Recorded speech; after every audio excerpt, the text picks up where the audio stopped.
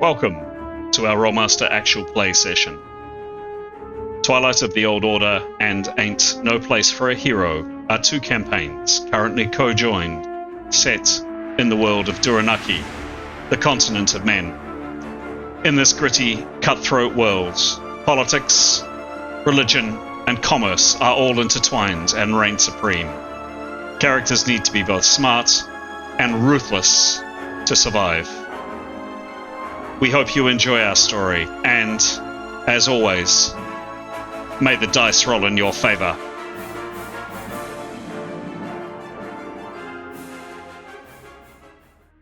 This is episode 120 of Twilight of the Old Order, and episode 97 of Ain't No Place for a Hero. The two parties have been reunited and are now neck deep in the middle of a dangerous mission on a forgotten, dismal island. We rejoin our heroes mid-fight with vicious, bloodthirsty attack dogs and a flying, shockbolt casting foe.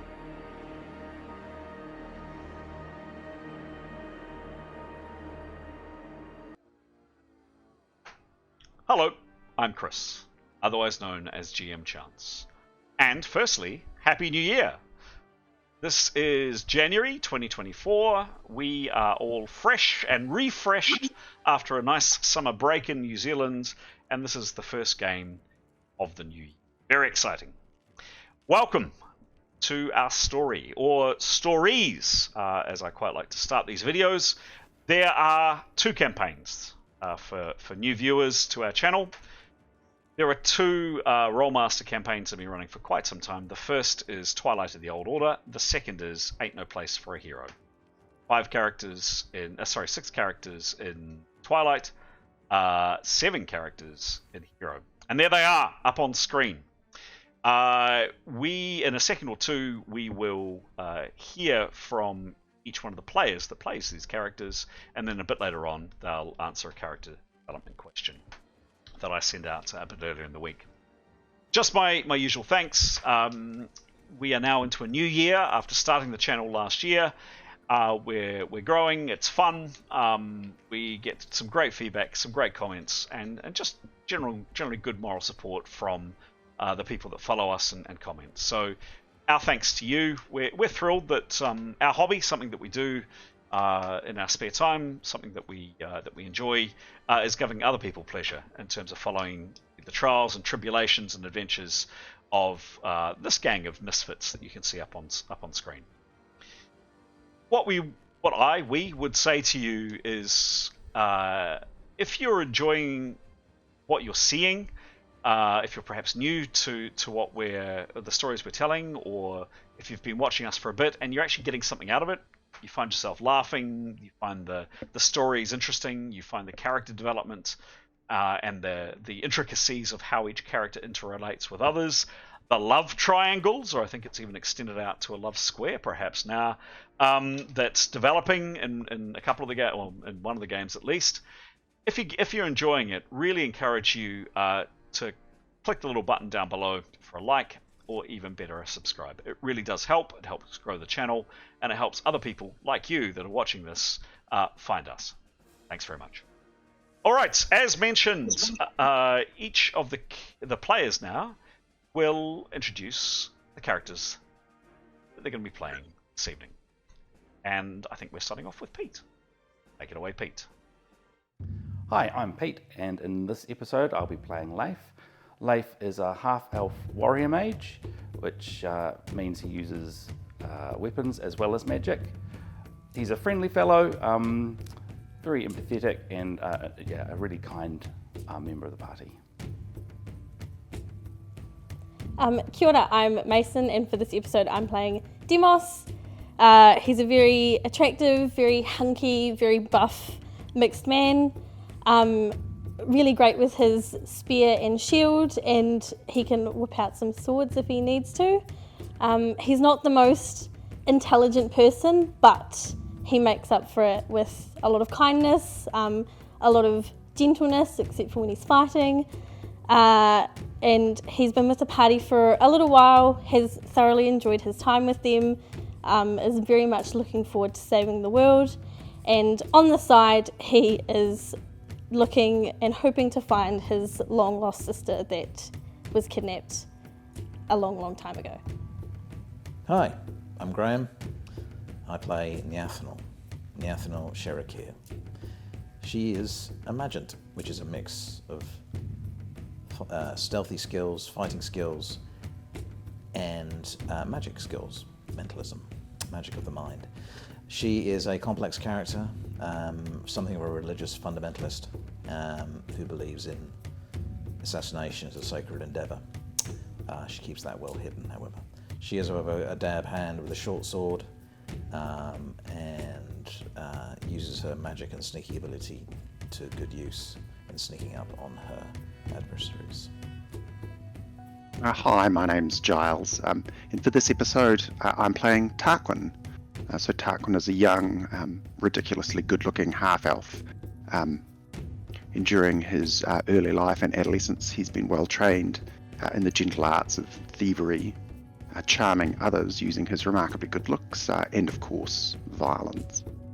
He is in his own way a religious man, and he's out looking for some understanding as to what's happened to his homelands. Kia ora, I'm Alex, and for this episode I'm playing Keros. Keros is a young North woman. She's a weather mage, a pretty powerful weather mage with some very cool spells. She's quite sweet and kind, a bit emotionally labile, but wears a heart on her sleeve and a strong moral compass. She also has a companion, a cat called Victory, who's a very important member of the party, and Victory was rescued, oh there's Victory, a wee while ago from impending doom. Hello, I'm Graham. I play Etienne Gilderflower. He is a genitrist, which is a type of paladin or holy warrior. He follows the teachings of Aphrodite, the goddess of love, and he believes that her will leads him on, and he makes decisions based on the dreams he receives or thinks he receives from his goddess. He has joined the party on a mission to, as he understands it, to save the old order, the world as they know it.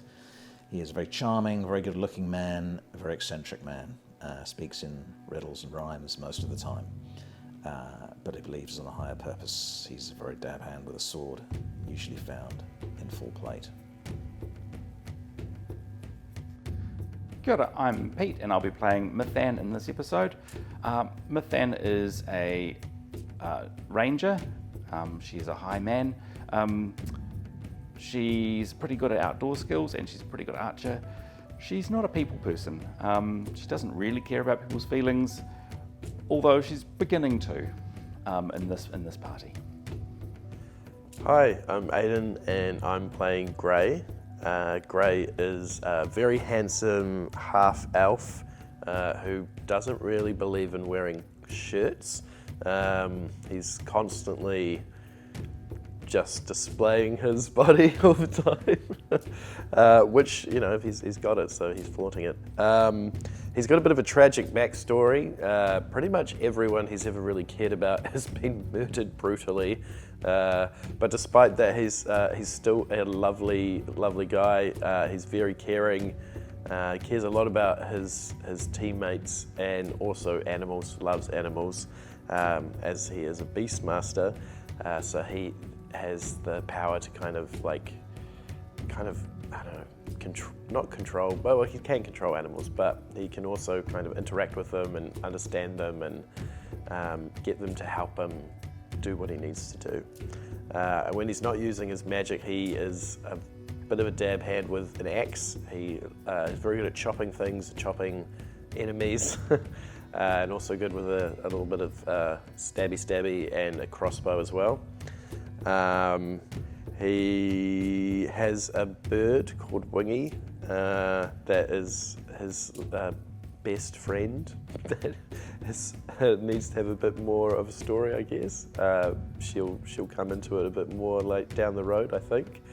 Yeah, that's great. Hello, I'm Graham, and I play Severin Kaidegard, who is a human swordsman, a dab hand at the sword, spent his whole life training in swordsmanship. He is a very charming fellow and fancies himself as a bit of a leader. Hi, I'm Stara. I play Jada. She's a 6'7" Arab-looking woman. She fights with a quarterstaff, but not often because she's a healer. She grew up in a monastery where they adopted her, and she has just been taught how to heal, do martial arts. That's all she's done her entire life. Hello, I'm Graham, and I'm playing Tanya Anastasia, who is an elven hunter. Dab hand with a bow. She has some outdoor skills, some very adept sneaky skills, and is an interesting personality, a little bit spiky, a little bit difficult to know, but inside, a good egg. Kia ora everyone, my name's Anthony, and for this episode I'm playing Askelion, or Askell for short. He's a tall half-elf warrior mage who comes from the port city of Shabibi, and accordingly his favourite weapon is his ornate cutlass. As a warrior mage, Askell combines his offensive and defensive spells along with his prowess with his cutlass and in unarmed combat. Kia ora, my name's Pete, and I'll be playing Nicholas in this episode. Nicholas is a common man and a mentat by profession. That means he is a spell user, and he uses spells from the mentalism realm. Nicholas is a quiet and sort of unassuming sort of fellow. He doesn't like to draw attention to himself. There we go. Aren't they a fantastic bunch? Well introduced all. Thank you very much indeed. And now quickly handing over to the players again to answer one of the 3 or 4 character development questions which I send out. These questions are designed to kind of plumb the depths of a particular character, give a bit more insight to both the player and to us as the audience, a bit more about what makes that character tick. And tonight, we are kicking off with Mason. Mason, take it away, please. Thanks, Chris. So I'm playing Demos and Grey tonight. So for them, the question is, how do you view the natural world? For Grey, I think he loves the natural world. Sorry, just missed the. Sorry, you're just coming. Sorry to cut you off, Mason. No, that's okay. Your mic is just cutting off a little bit. I didn't hear the question. Oh no, the question. Yes. How do you view the natural world? There we go. Okay, sorry. So for Grey, I think he loves the natural world. He's a beastmaster by trade. He used to live out in nature. Used to live with wolves, I think. So yeah, big nature dude, loves the natural world. Yeah, and for Demos, he really appreciates the natural world. He sort of not even lived in it as such, but he's come from not great wealth, but he was in a wealthy area, and got to see lots of beautiful gardens and such. So he really appreciates the natural beauty there. Fantastic. Thank you very much. Just before I ask you who you're handing over to, for some reason, yeah, your mic is clipping a little bit. May want to just have a look at your settings or something. If you haven't, there's a really good thing in Discord that you can go into, which kind of automates your settings, so under voice and video. But yeah, for some reason this evening, Mason, I don't know if you've done something different, but it's just cutting off some of your words. Okay, I'll pop off and then I'll pop back in, see if I can fix it. Nice one. Who are you handing over to, please? I'll pass over to Giles. Giles. Thank you very much, Mason. So tonight I'm playing 2 characters. So the first character is Tarquin, and for his question is, what's a sacrifice you've made for others? Well, Tarquin, a long time ago, was rescued from a very tight situation by Etienne, another one of the characters here, and he made the promise to Etienne he would repay the favour. And of course this is something Tarquin will do and feels like a sacrifice, not being the sort of person who usually makes promises like that. The second character I'm playing is Askell. He's a warrior mage, and the question for him is, what's a lie you've told that haunts you? So Askelion has told someone once that his favoured weapon, his Cutlass, was a weapon he made himself, which is a frank lie. He stole it And it worries him he's told that lie, and maybe that explains why it doesn't work as well as he'd like for him. And I'm going to pass over to Pete. Pete. That's a very interesting piece of information about this. Love it. Thanks, Giles. Kia ora. So I'm going to be playing 4 characters tonight. First of which is the question for Leif is the same one. What's a lie you've told that haunts you? So Leif told something of a white lie to his father when his father was in his old age, and to his sort of stepmother, who was his mother, which was about his father was inquiring about if him not knowing who his mother was bothered Leif, and Leif could tell that it sort of was going to be hurtful to his father and especially to his stepmother if he told the truth, which was that it did bother him. He does want to know who his biological mother is. He does want to go and find her, and she does have a significance in his life. So he regrets telling. Now that his father has died and his stepmother, he's sort of, one of those sorts of regrets you have. Doesn't, he did it out of love. He didn't want to hurt them, but just it niggles sometimes. The next character is Mithan, and the question for her is, how do you view the natural world? She's a ranger. She absolutely loves the natural world. That is her. That's what makes her tick. That's how she relates to everything. She's not particularly interested in people. She sees the natural world as, that's where we're from. That's reality, and the stuff that people do is a bit shit, and it's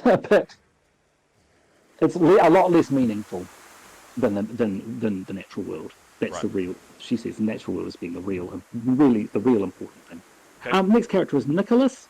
What's the sacrifice you've made for others? It's the sacrifice that set him on this adventure, this quest. He is from a M.E.R.P tribe, which is a sort of in his opinion, quite a sort of basic people, not particularly sophisticated, sort of, but throwbacks and things like that. But they do have, and they have this cultural tradition called a werehole, which is where if you sort of have a feud with another family or another people, you go and steal something of theirs, and then sort of the chase is on. The people who were stolen from pursue this person, and they are within their rights to kill them. That happened to Nicholas's family. An heirloom ring was stolen from the family. Nicholas was not at all interested in pursuing this werehole. He thinks it's mumbo jumbo and ridiculous. But his mother, who is more strongly tied to his people's traditions, requested it of him, and he grudgingly has gone out and taken time out from his studies to go out into the world to pursue this cultural tradition. The last person is Jada. So Stara's not here tonight, so I'll be playing Jada. And same question for her. What's a sacrifice you've made for others? Well, I believe, being raised in the monastery, in the haven and the pure place of a monastery, I believe she would see that going out into the world and being amongst heathens, and having to tolerate their ways, all in the name of trying to help show them the light, as well as establishing her hospital. I think that she might well see that is a sacrifice, but a sacrifice she's willingly making to try and provide salvation to people. Healers Without Borders. Healers Without Borders, that's right, yeah. Excellent. Well done, Jada. Thanks, Pete. Can we please pass over to Graham? Hello. I'll be playing 4 characters in this game. Starting with Severin, the lie that plays on his mind. I mean, he's a decent chap generally, but sometimes when push comes to the shove and they're in a squeeze, sometimes you have to sort of bend your outlook a little bit and compromise your principles. And he does. Back in the day when they were making their way through the jungle, they had sort of befriended an orc, and that's right. Had sort of assured him that no harm would come to him, and Severin was very much involved in persuading him to that he would be okay if we allied ourselves with some elves. But in his heart, he didn't believe it, but he just needed to defuse the situation because they were being attacked at the same time. It was a kind of a move to to protect the party, but it did result in that orc's death, and they'd spent a lot of time together, and he feels bad about that. Tenya, in terms of her respecting the natural, what she thinks of the natural world, she respects it deeply. She's a hunter. She would certainly seek to preserve it wherever possible. She appreciates its beauty, but particularly she's thankful of its bounty. Excellent. Nyathral,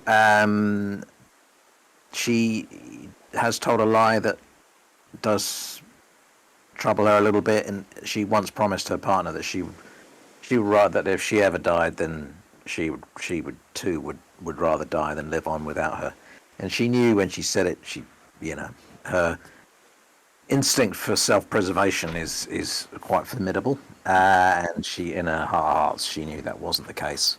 And her partner did die, and she fled, and she feels that troubles her a little bit.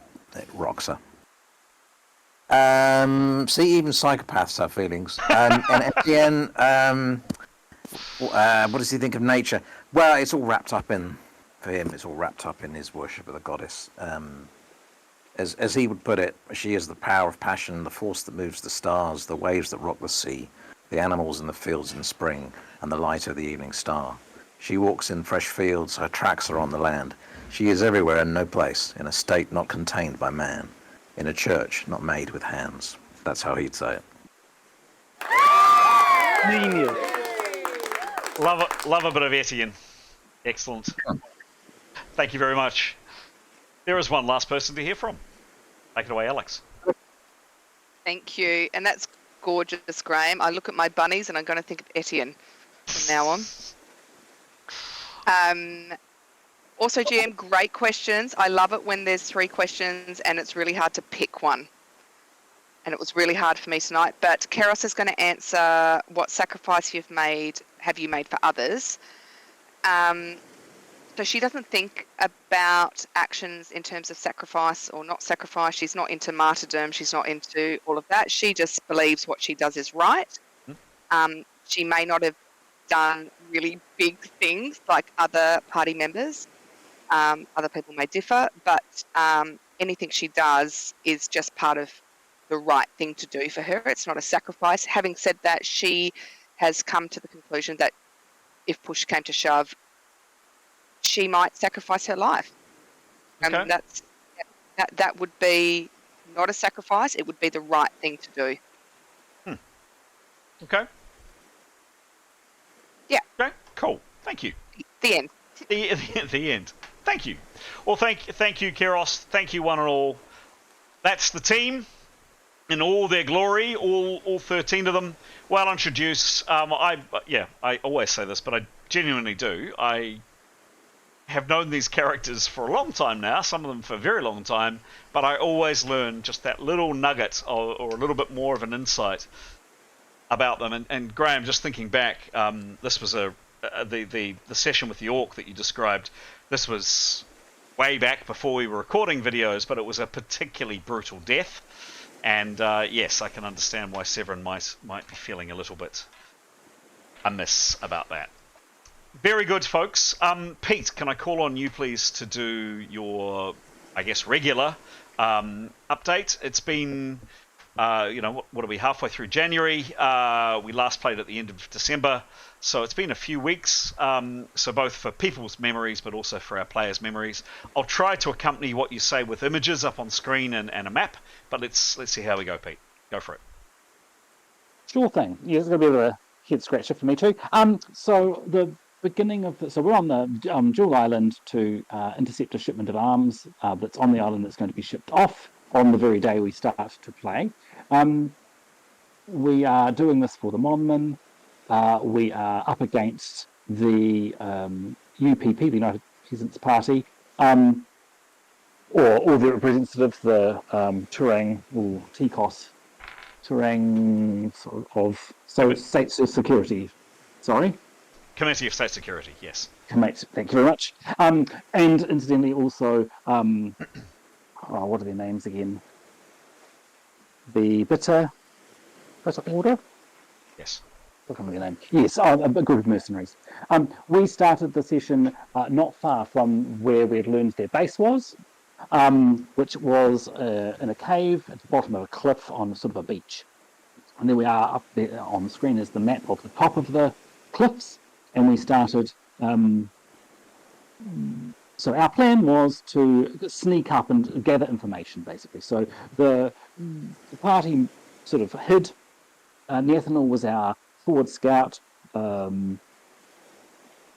I'm going to cut a long story short. It involves her falling in a trap. It involves us seeing someone who might or might not have been there. But essentially, we advanced to the base of the rock. Oh, there's that nasty trap. To a position to hold, whilst Nathaniel went and explored the approach to the path down to the beach. My understanding of that incident was that all things were going well until she encountered. She was invisible until she encountered another invisible person. They basically ran into each other, and then the game was up. That person registered she was there, tried to attack her. I think she did escape, but he sounded the alarm, and now we're under attack, basically. Did you want to add anything, Graham? No, that's pretty accurate. And I think we're going to be seeing, there's the alert there. And I think we'll be seeing the map soon, and we'll get a bit of an explanation of our exact situation soon. Yeah. Cool. Excellent. So, yes, indeed. This map here wasn't playing ball last time. I had too much animation on. So we moved it down. This area here is actually this bit here. I'm just going to switch my dogs down a little bit. They're a little bit loud. There we go.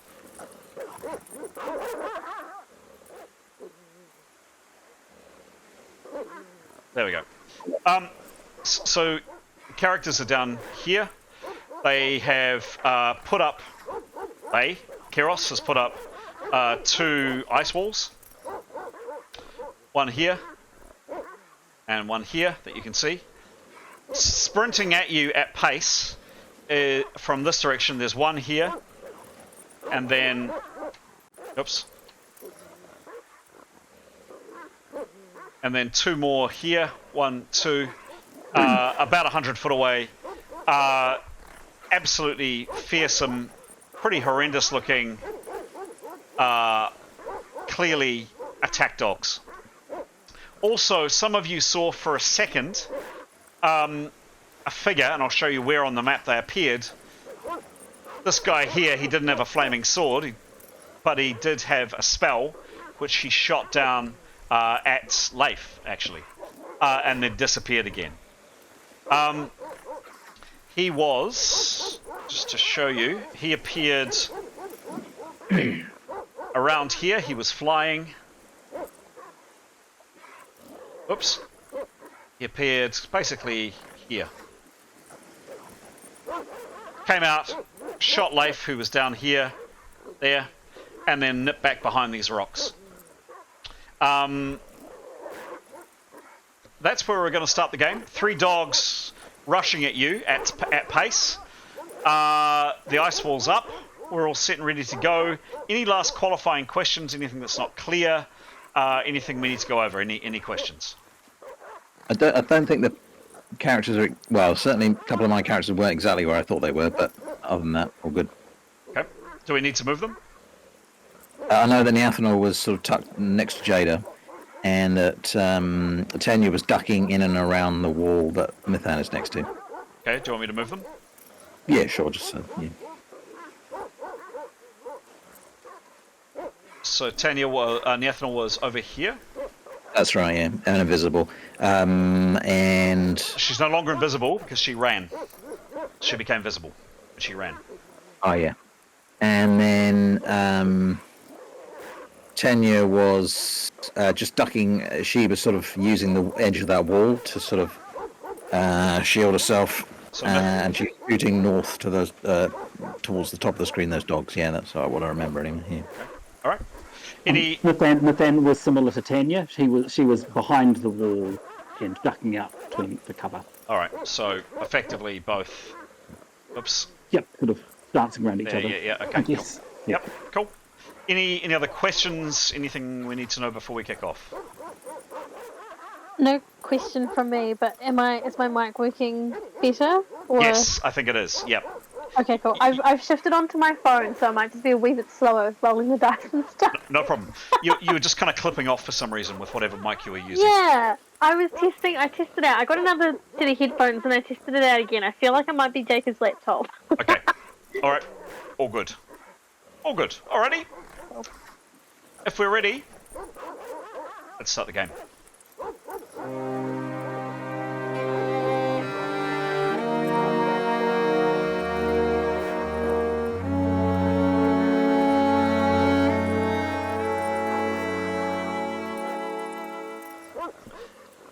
Alright, we are off.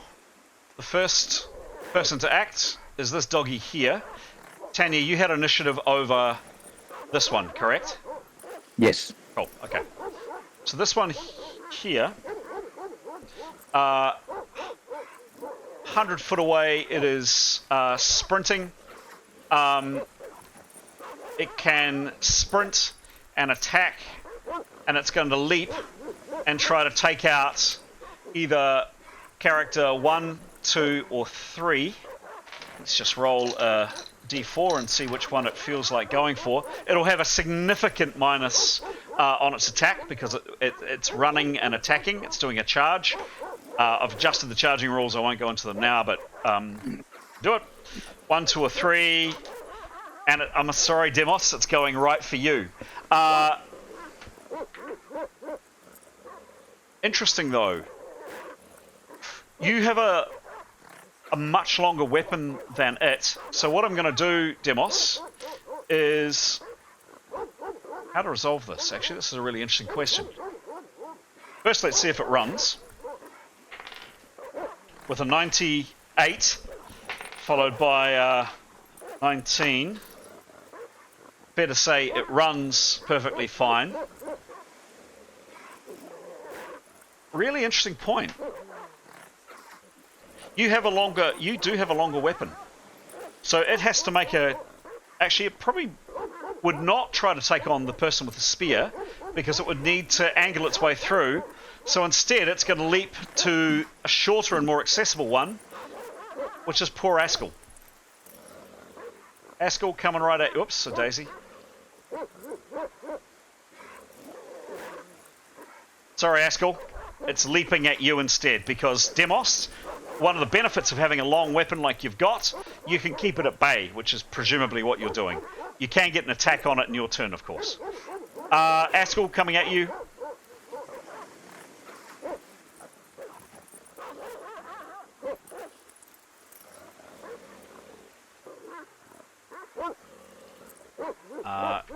Leaping and biting at you. As mentioned, it has run 50%.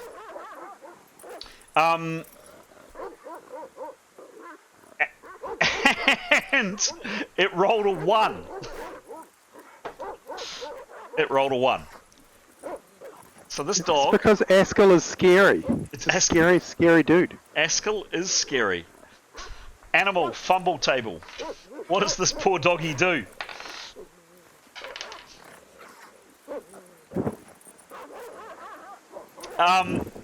Your foe's defenses seem too formidable.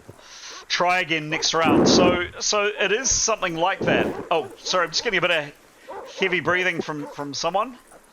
I know it's exciting, but thank you. Askell, you are too intimidating. This thing comes charging up to you and it kind of slips and maybe it just doesn't like the look of you, but it doesn't attack this round. Lucky. Next, number 1, which is this one here. Does the same, and it was going to go for 1, 2, 3. It's going to go for 3. It's going to go for Etienne. It runs, or it tries to run. 70 on the roll. Bounds up, closes the distance, very fast animal, and takes a chomp at you. Massive minus, obviously, Etienne, because it is running and attacking. Charging and attacking, I should say. Didn't roll a lot better, to be honest. Yeah. Etienne, not even close to hitting you. You just almost casually deflected it away with your shield. Doesn't come close to doing any damage. A miss. Neathanol, you're up next.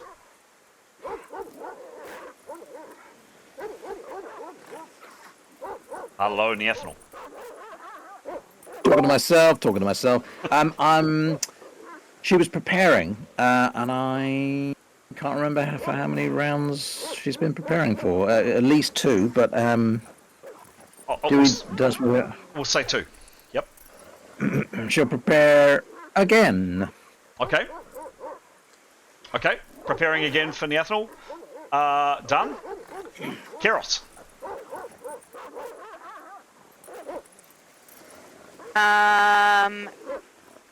Do you mind just pointing me out? I feel like I'm at the back. Am I?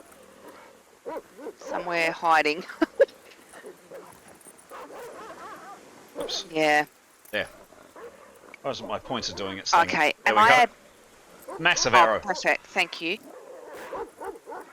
That is a massive arrow. May I please, if I were to cast Sleep, would I hit any team members? Sleep is, if you read the description of the spell, it's deflected at enemies. Well, Yep. have a read. Have a read of the spell. Oh, cool. Because I always ask you that question. Have a read. What does it say? Just finding it. Have to go through my tome of spells. Mm-hmm. So sleep. So sleep 5, so level 1, for example, cause targets to fall into a natural sleep. The total number of levels can be affected, blah, blah, blah, blah, blah. All targets must be in caster's field of vision. Caster should assign target priority. So how would I know that that's only for the enemy?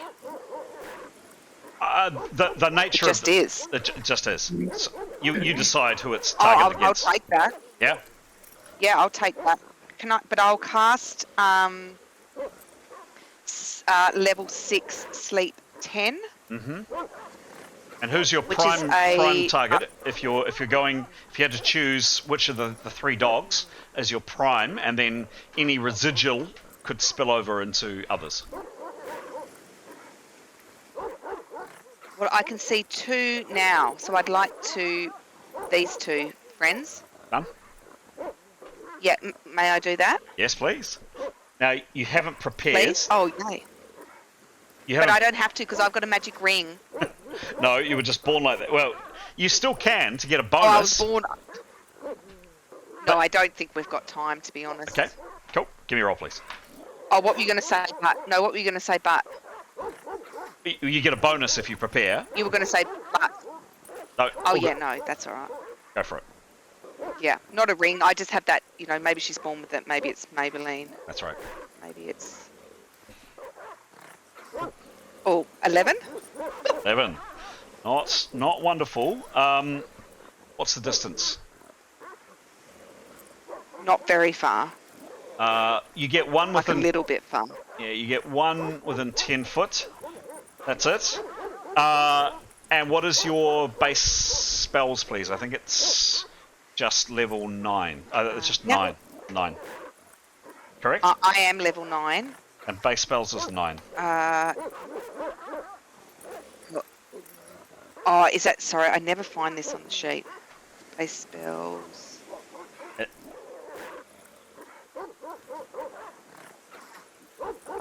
It is 9. My level is 9. Yep. Yeah, okay. Okay. So both these critters get plus... one gets plus 30, one gets plus 35 to...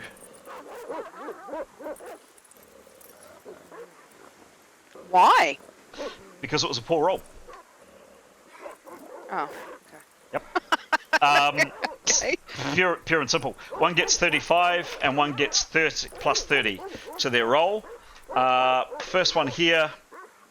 So you are level 9. You're going for the critters level, which is that. To roll that or better. Oh. Okay. And then the second one.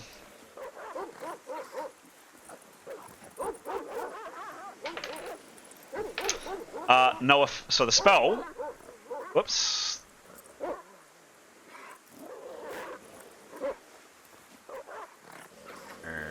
Combat spells. The spell goes off, but sadly, there is no effect on the animals. They keep wanting to take people's throats out. Nothing happens. Is that because I rolled bad or because they're above a level 10? You don't know, but you suspect with a very low roll, it might have been something to do with that. So they had plus, one had plus 30 to its resistance roll, one had plus 35. Had you rolled well, you could have given them a negative 75 to their resistance roll. So it was, you would suspect it's probably down to the roll. I'll change my dice. Yeah, Jada, you're up next. And that's me.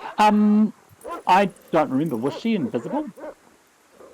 I can't remember either, Pete. I don't think so. Yes. She was. I don't recall. Giles, you think yes? I don't think. Yeah. We'll go. We had a yes. Let's go with it. She is invisible. And she's against the wall, I think. She's hiding. She is. She's here. True. She will have her staff out. Yes. And so we've established she is invisible. Yes. Okay. So she'll just have her staff out and she'll be just standing ready. She'll be looking at the perception roll actually, please. Sure thing. Give me a roll, please.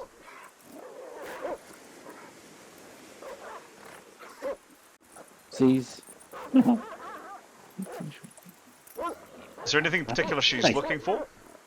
Well, she rolled a 6, but I assume it's masked. It is masked. She is concerned. So, two things she's wanted to be aware of. She is concerned about that attack that came from above. Yep. So, wanting to see any shimmer in the rain, basically, or any sign of someone flying. Yep. But also wanting to listen for any approach of other armed people. Those are the two main. Those are the things she'd be focusing on. All right. Yeah. Okay. Cool. And her perception, please. 55. Thank you. Okay. Nothing to report on either of those two things. No, nothing to report on either of those two things for Jada.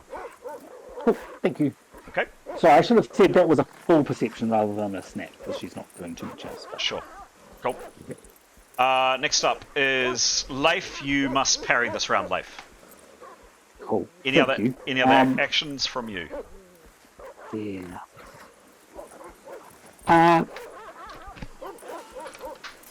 Yes, he will. If he can walk, and I Yes. think he can. He would want to walk to take up position, so the other dog will attack him. Number 3 dog or whatever. Not so it'll attack him. He doesn't want to be attacked. But at the moment we're sort of. Yeah, so he'll walk to the other side, to where M.E.R.P and Tanya are. Got it. Must parry number of rounds. For this number of rounds, target may not attack. They may only parry with half their OB. The only other actions are moving and maneuver, both modified by negative 25.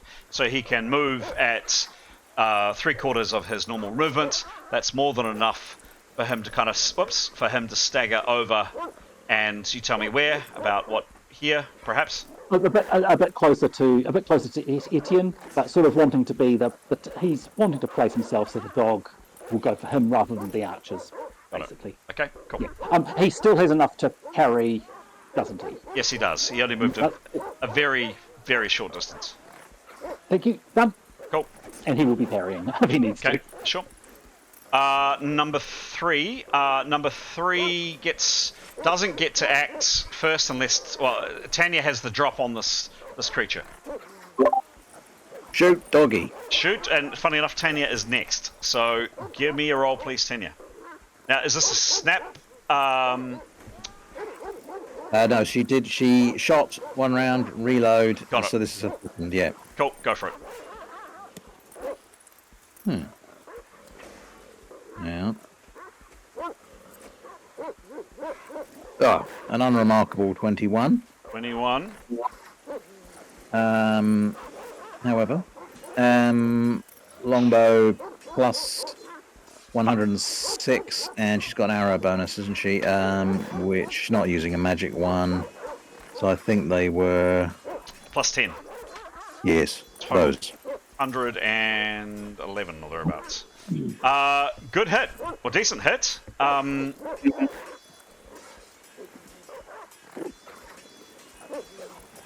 Oopfa. That's 12 on the C puncture. Roll the C.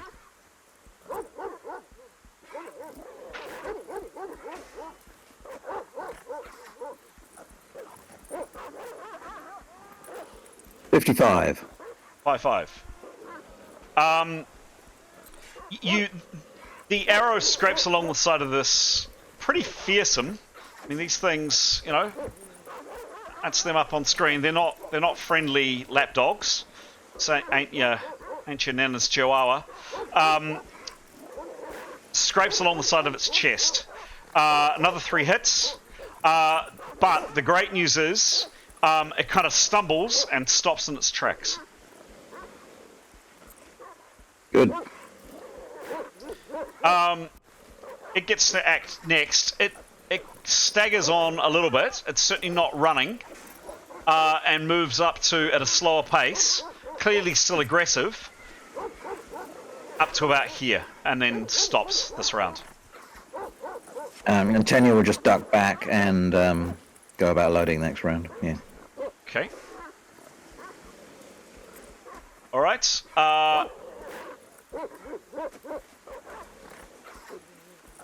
Grey Roughwinds is next. What does Grey do?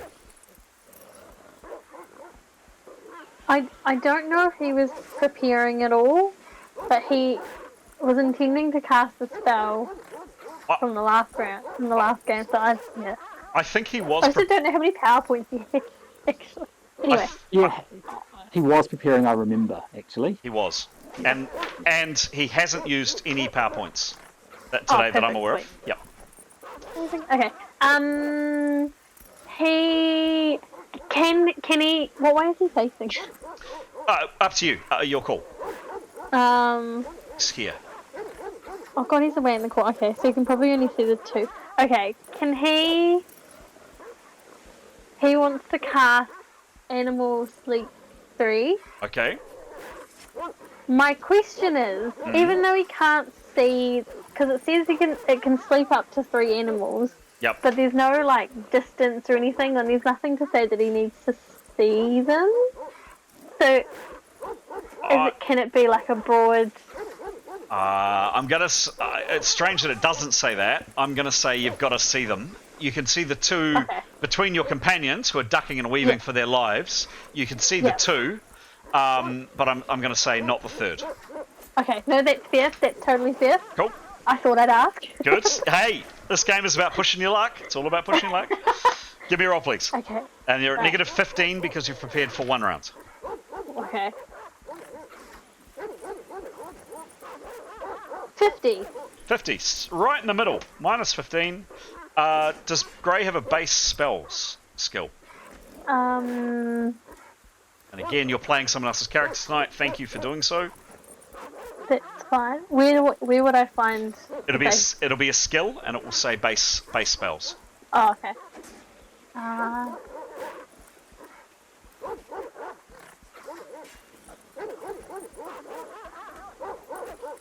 No. Okay.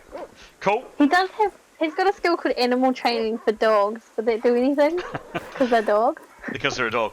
He would need to go up and try to train. That's a skill as opposed to a spell. If he wants to go up and say, "Here, Fido! Here, Fido! Who's a good boy? Who's a good boy?" Cujo. yeah, exactly. Down Cujo. Okay, so that was a 35. And a grand total of a 35. They both, unfortunately, get plus 20 to their roll. What is Grey's level, please? 7. 7, thank you. Okay. Okay.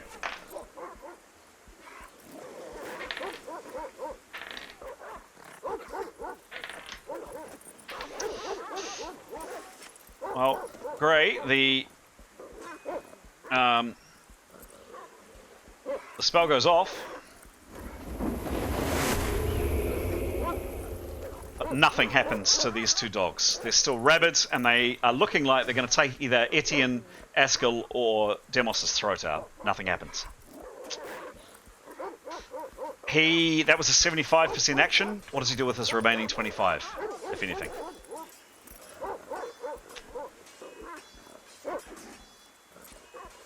Can you do a perception? He can. A quick perception. He quick can. perception. It's negative 20. Yeah. Sure. Give me a roll, please.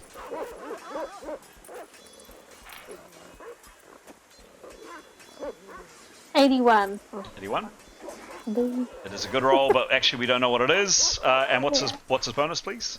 Plus 38. Thank you. Negative 20 because it's a fast. Just a quick glance around. Gray doesn't see or hear anything of interest or note at this stage, other than these absolutely rabid dogs, which are not looking happy. They got big spiked collars on. Yeah, they're not friendly. Not friendly. That's the end of Gray's turn. Nicholas, you're next. Thank you. Nicholas is going to move into the corner where Gray is. Yeah, and he's going to have the whistling attack the dog that's on Etienne. This one here. Go for it. Yep.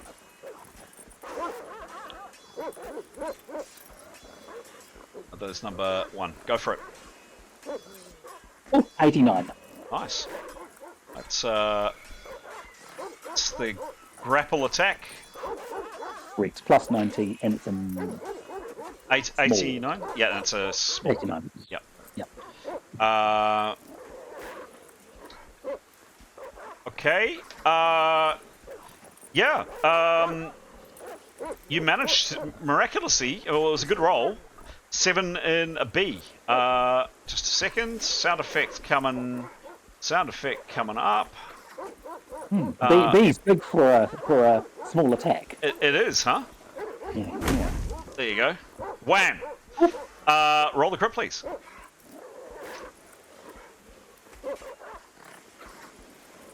Uh, 28. 28.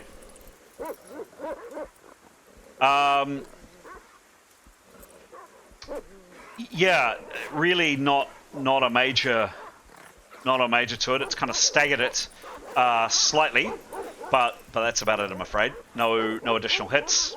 Not an impressive attack, unfortunately, Nicholas. Cool. No worries.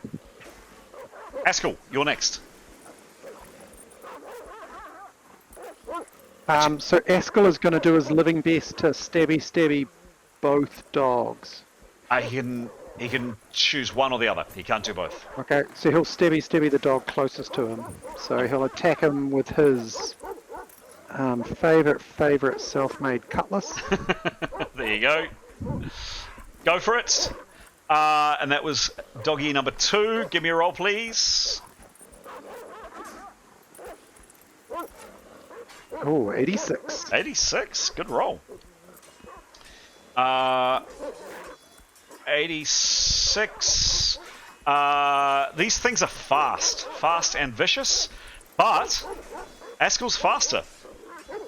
You do it 20 and a D slash. That's a very serious injury. Give me a roll, please. Another 100? Always, yes. Oh crap! 7. 7. You do it 4 more hit points.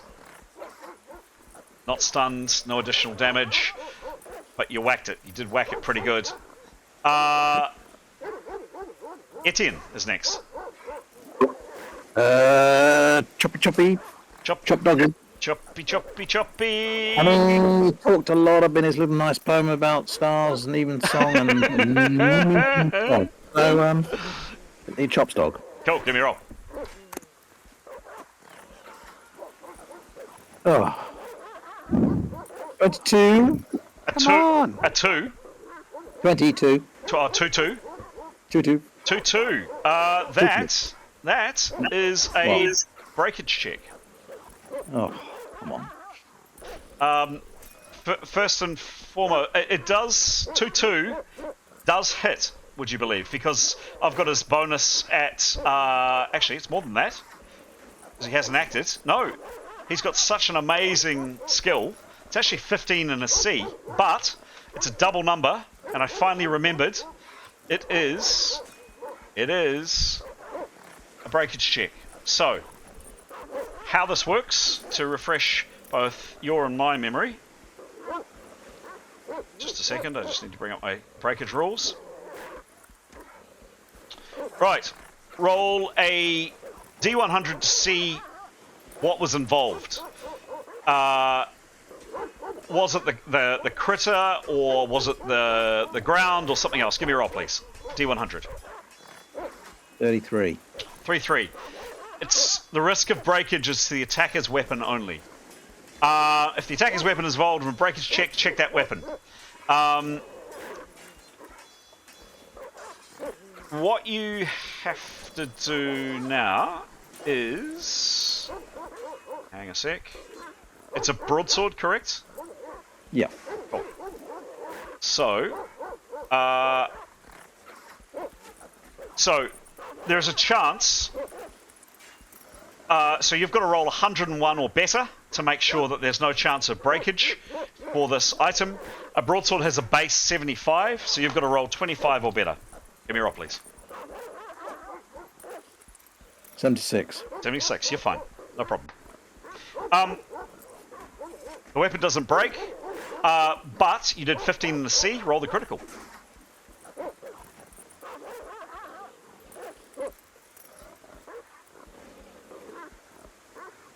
$23. What was the number? 23. 2-3. Another chest wound. You kind of stop it in its tracks, and it's bleeding. Yeah, you definitely hit it. Definitely hit it, but not a severe injury. Next up, Severin. Can Severin step in and chop something?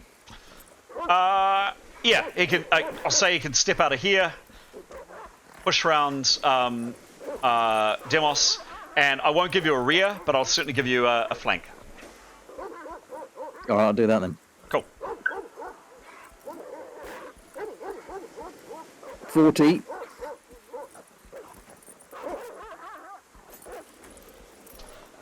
Plus, a lot. yeah, 152. Boomfa. That's 25 in an E/. Roll the crit, please. That was a very impressive... 64. 64. Wham.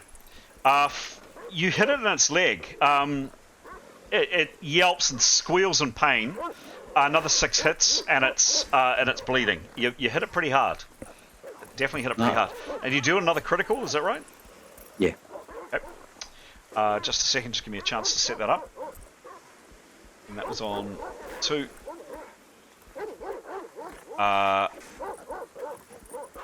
What's the crit, please?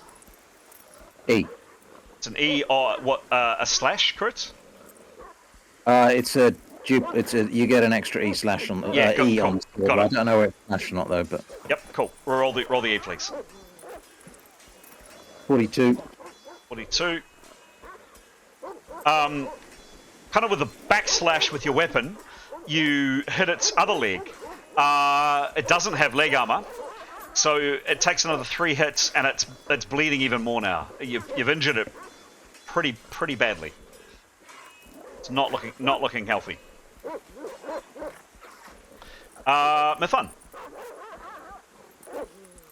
Mithan is she has got her bow and arrow. Yep. She's got an arrow knocked. Yep. She is going to scan the skies, and she is going to take an opportunity. Well, she's going to do that So she has to spend this round to get initiative on the next round, correct? Correct.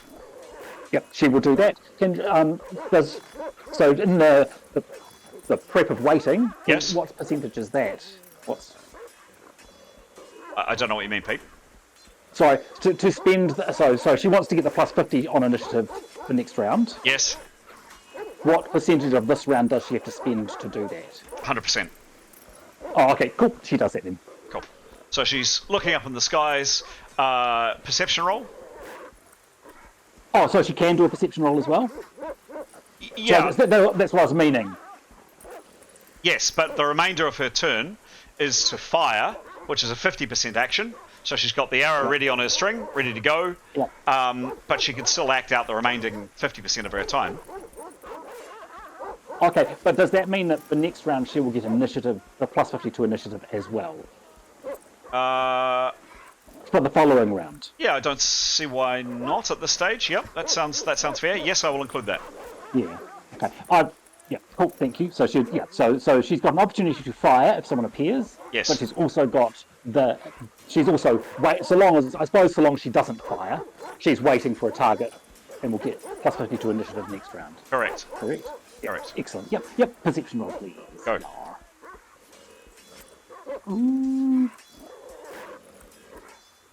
Yeah, so her opportunity, I suppose, would be, so I've got to clear that, if a target appears and she's thinking particularly the person in the sky, or if perhaps her perception roll detects the target. Yeah, sure. Understood. I assume the same thing. Yep. Yeah. 44. 44. Oh, can you roll again, please? Oh, no.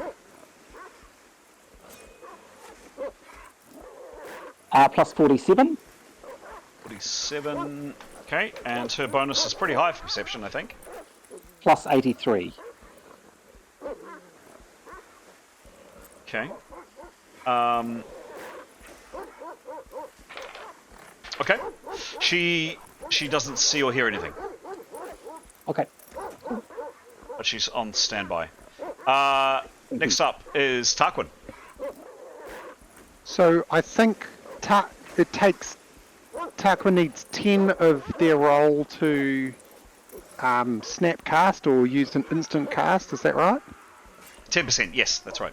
So essentially what I want to do is save that, because I want to snap cast, but I think I want to do exactly what Mithan just did.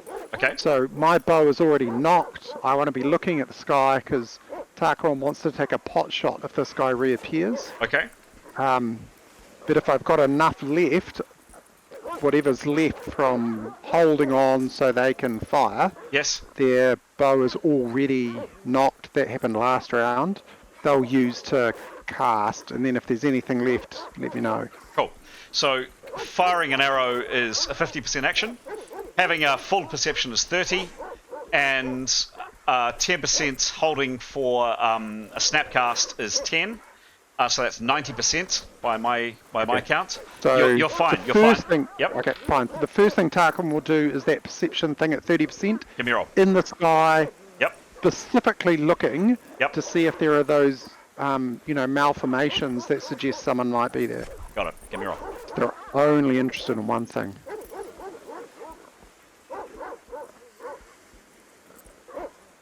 $75. 75. Could be an amazing roll. Could be a could you roll again, please? There's a perception of 90 if that helps. Wow, it's good. This does help. Can you roll again? 49. It's 29. Tarquin, you have a look around. Like Mithan, you can't see or hear anything untoward. Okay, so Tarquin will remain ready to fire into the sky if anyone appears. Yep. And with the remaining 10% of their roll, they're going to snap cast face shifting. Okay. Give me a roll.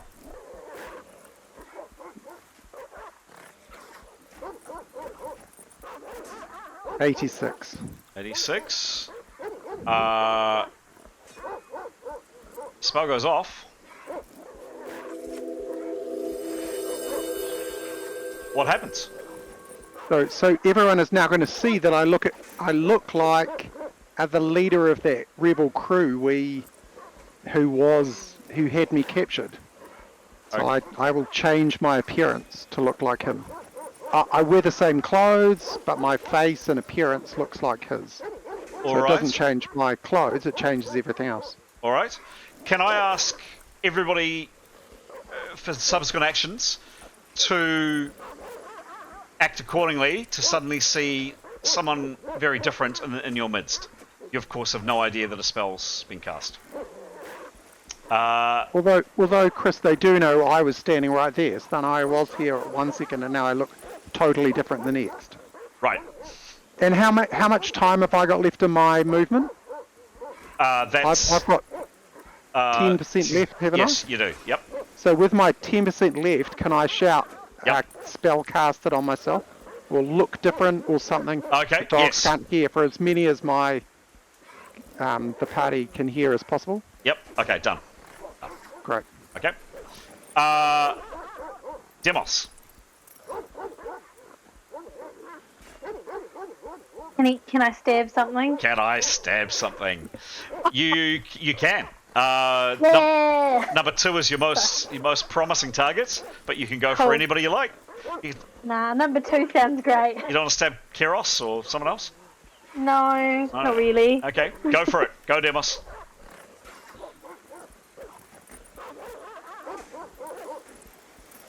$67. 67 with a spear. You get a flank. That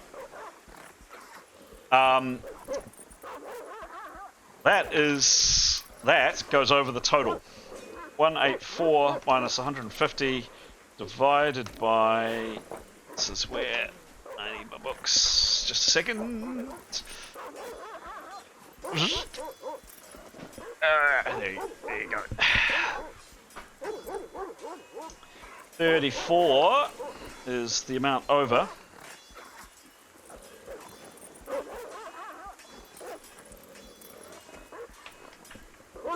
Just coming, Demos. That was an amazing roll, but you have an incredibly, you're very skilled with your spear. Just coming. Two.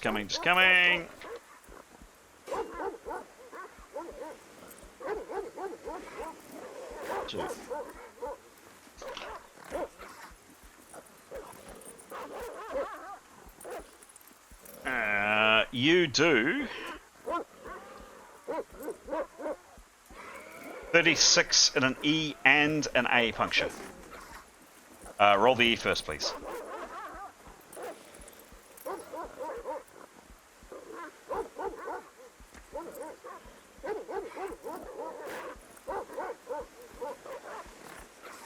E was 14. 14, okay. Yep. Another 3 hits. Yeah, another 3 hits. And then the A, just coming. The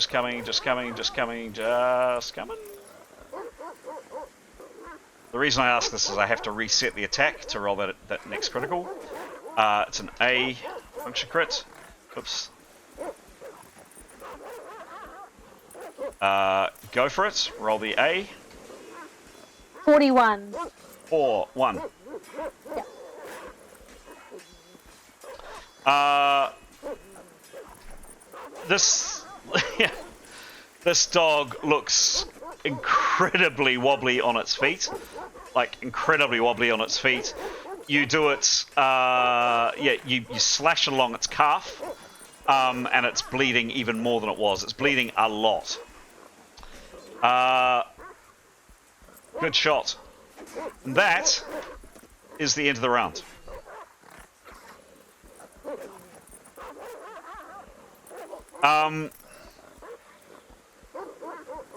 Initiative.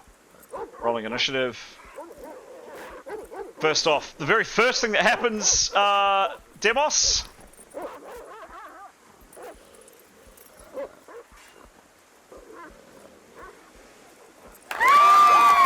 Well done.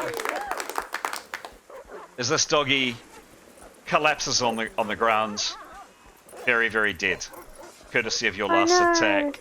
How terrible. It's all you, I'm afraid. That is killed 5th level. Technically, you didn't slay it with your actual blow, but it was your last blow that did it. It collapsed because of hit point loss. I'm going to give you that. One dog down. Next up. Oh, hang on. I didn't add in Mithan's. I know that you guys, but they're both Tarquin and Mithan have plus 50 to their initiative. So you guys get to act before anybody, basically anybody else, in terms of looking for stuff in the sky. Number one. How's number one looking? So this one here on Etienne doesn't attack. It kind of backs off. It kind of circles. It comes around here, Etienne. It's kind of looking at you warily, not actually attacking this round for whatever reason. It's still focused on you, looking you in the eyes, wanting to gut you with its teeth, but it doesn't attack you.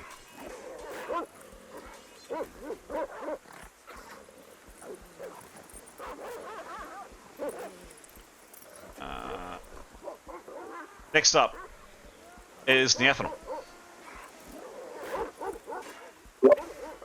I think she'll prepare one final round. Sure thing. 3.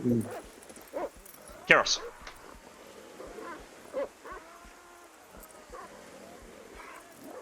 Yep, just talking to myself. I'm going to try sleep again. Okay. Give me a roll.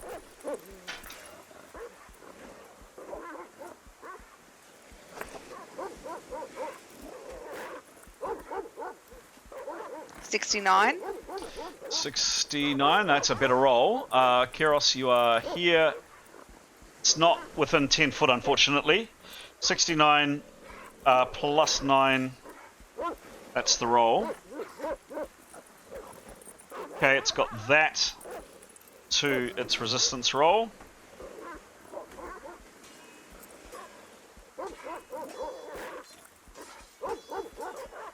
The spell definitely goes off. And Keros, this time it's kind of a whimper, and the dog collapses on the ground, asleep. Huzzah! Night. Nice work. 25% left to act. Any other actions from yourself, Keros? Can I? Is that enough for perception? Or is that 30? Yeah. 10%. 10% perception at a negative 20. Okie dokie, I'll just do that. Go for it. Give me a roll. It is 59. Okay. And do you want my perception? Please. Is general perception is plus 40. Plus. Oh gosh, I can't see the little squares. Plus 48. Cool. Got it. No sounds of anybody else coming that you can hear. I mean, there's a lot of noise around you, of course. Although 2 dogs have stopped barking. But no, nothing else immediately around you, Keros. Next up, Jada.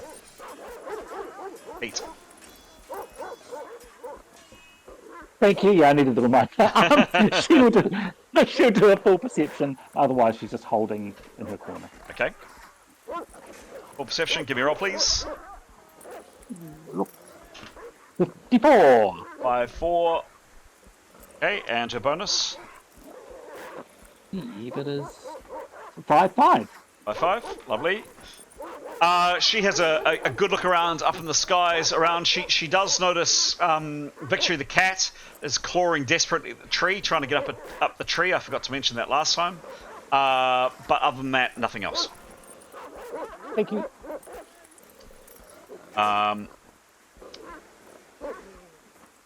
Number 3.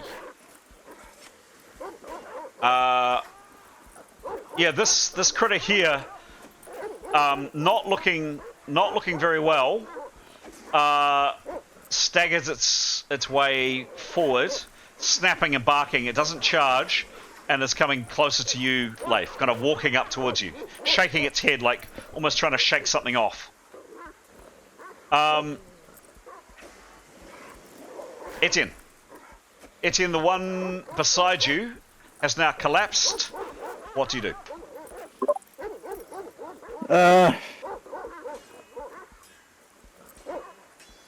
Stay on it. He's not gonna.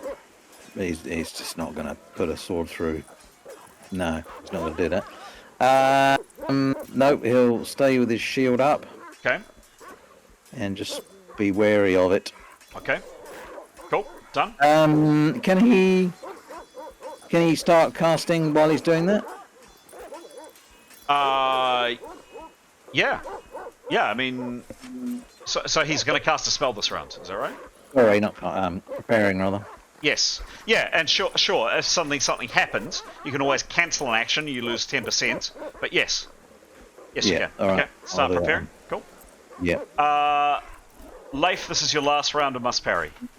Anything else you're doing? No, he will just... Yep, no, all done. Tanya.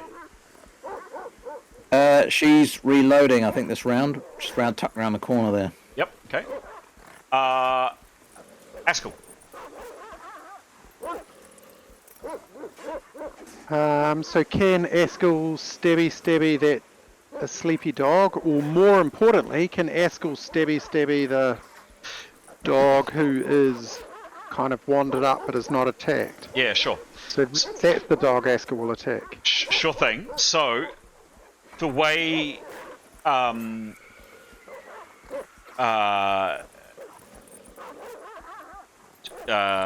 where's my description? Combat perception.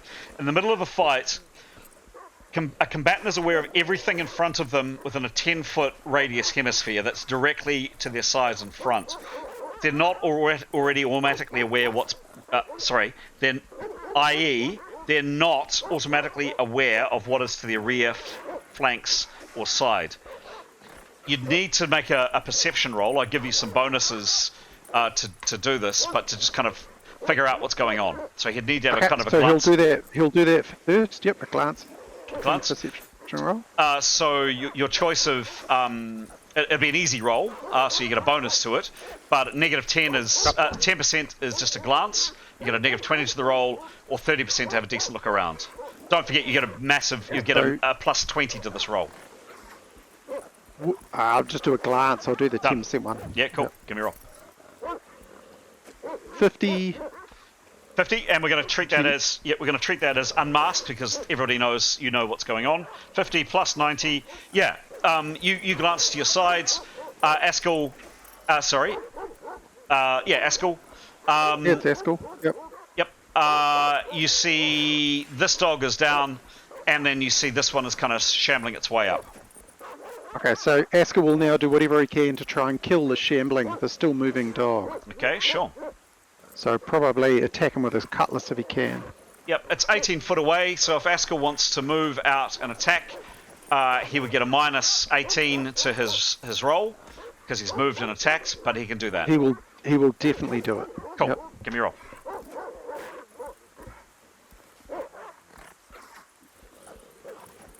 $38. And his cutlass skill is 92. Okay. So what happens when you make your own cutlass? Yeah, that's it. Yep, that's 10 and a B/. Roll the B, please. Is that another one of these 100s? Always, yes. 26. 26. Good initial rolls, guys. Criticals, yeah. You've hit it hard. It's kind of looking staggered. And be next round. Excuse me. Excuse me. You do another 2 hits. That's it, I'm afraid, Askell. Tarquin, you're up next. So you've scanned the skies, arrow on the string. What do you want to do? Okay, so I presume Tarquin has seen nothing. No, nothing last rounds. He'd have to look Nothing again. Last round, no.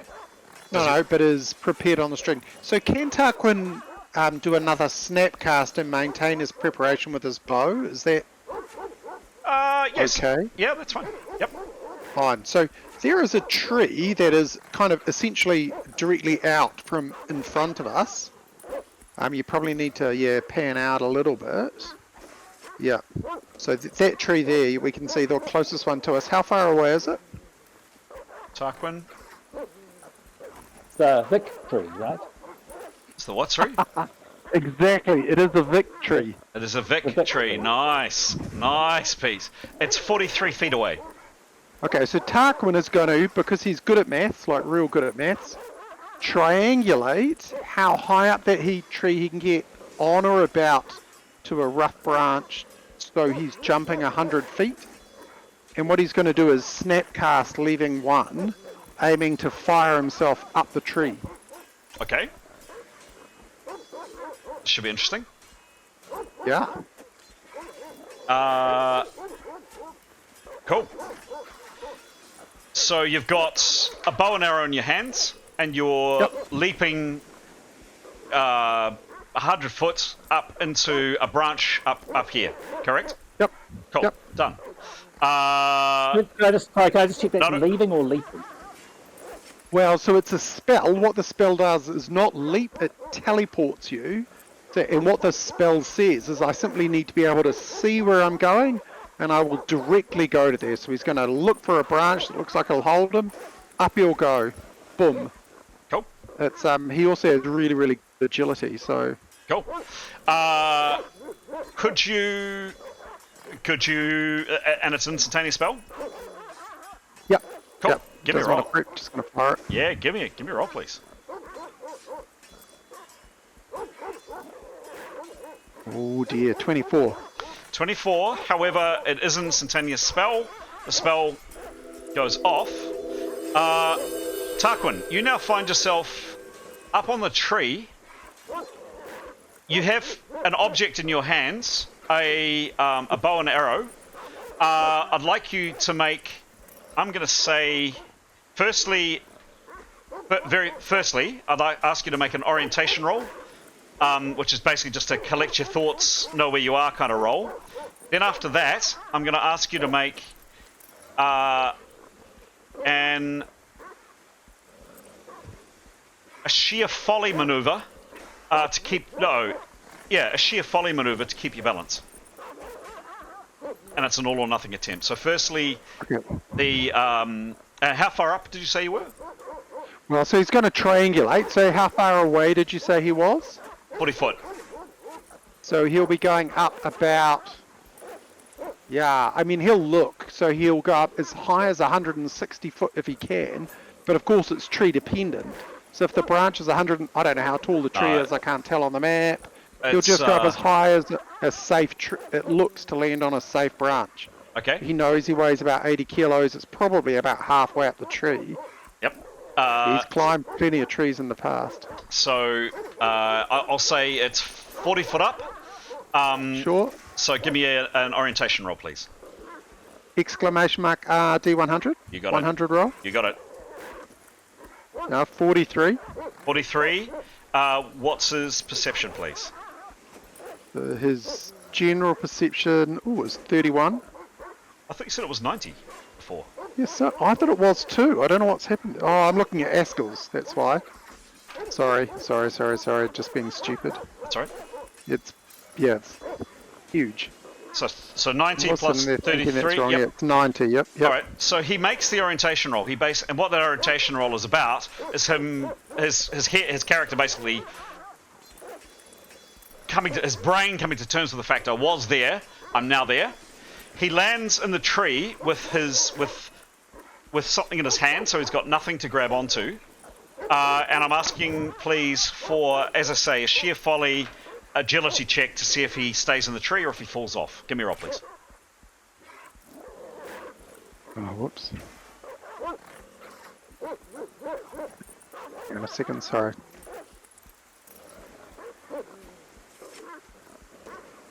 75. 75, it's a good roll. You want to know his agility or any of his skills? Hang on.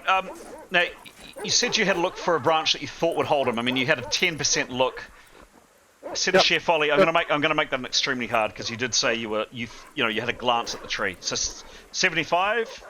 And what was the bonus, please? What is his bonus? For agility. What am I yes. looking? Oh, his agility bonus is 30. Wow, he's very fast. So 20.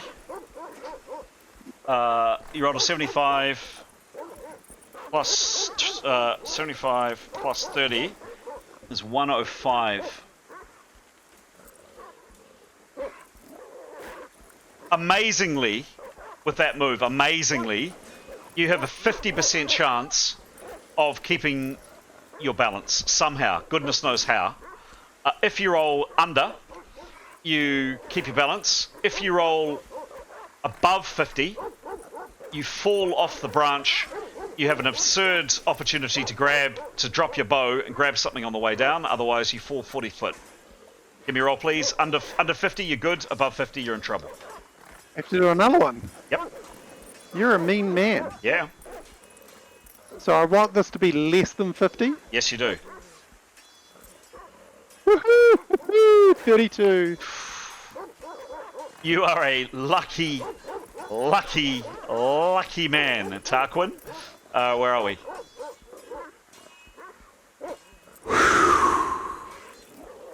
No risk, no reward, no risk, no reward.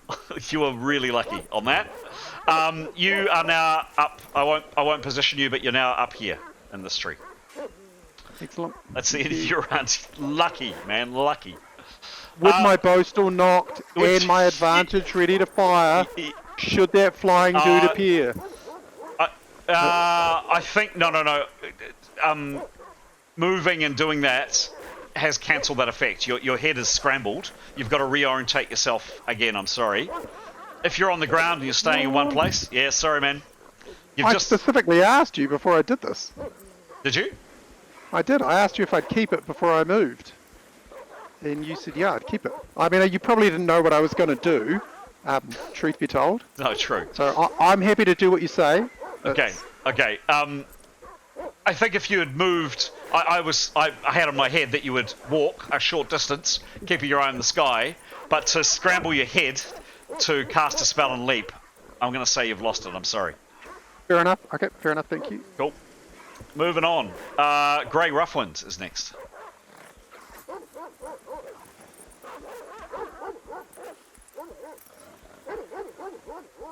That's you, Demos. In the corner, isn't he? He is.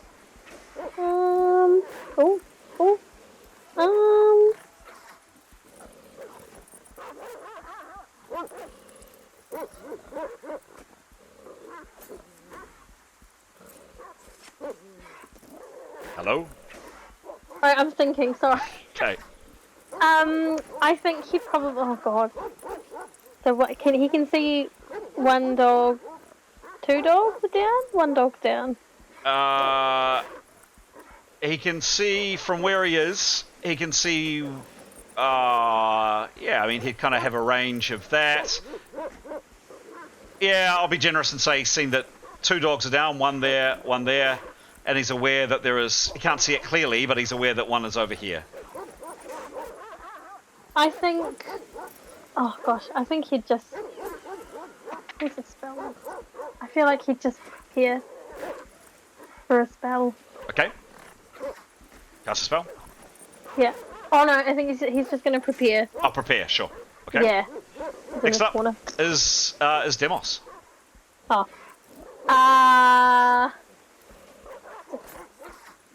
Murder the dog.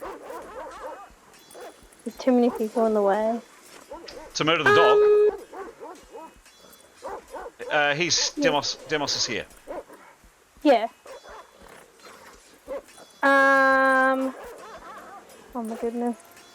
He will. Would there be a way to? Oh wait. Does he know there's a dog behind? I guess. No. Again, he'd have to make an orientation roll or have a look around. Can he do a full perception, please? Sure. Give me a roll.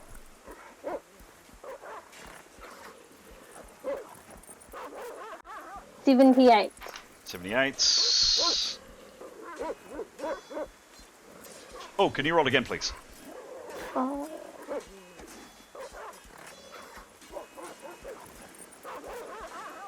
$71.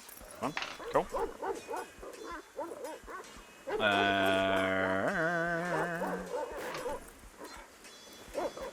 Just come in, just come in. And what's his perception bonus? Plus 50. He doesn't see or hear anything. Quite a lot of noise with the dogs. It's raining pretty heavily. Yeah, he doesn't see anything. He will then probably just what's it called? Opportunity attack or parry. So if something comes at him, he'll move. But if he's got the opportunity to strike at something, he'll do that. Done. Thank you. Cool. Thank you. Nicholas. Nicholas will use the whistling to attack This one here. the same dog. Sure. Yeah, yes, please. Cool. Give me a roll. A flank.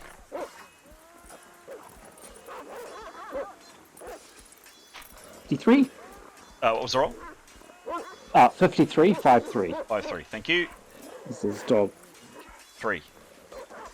Same result. 7 and a B. Ooh.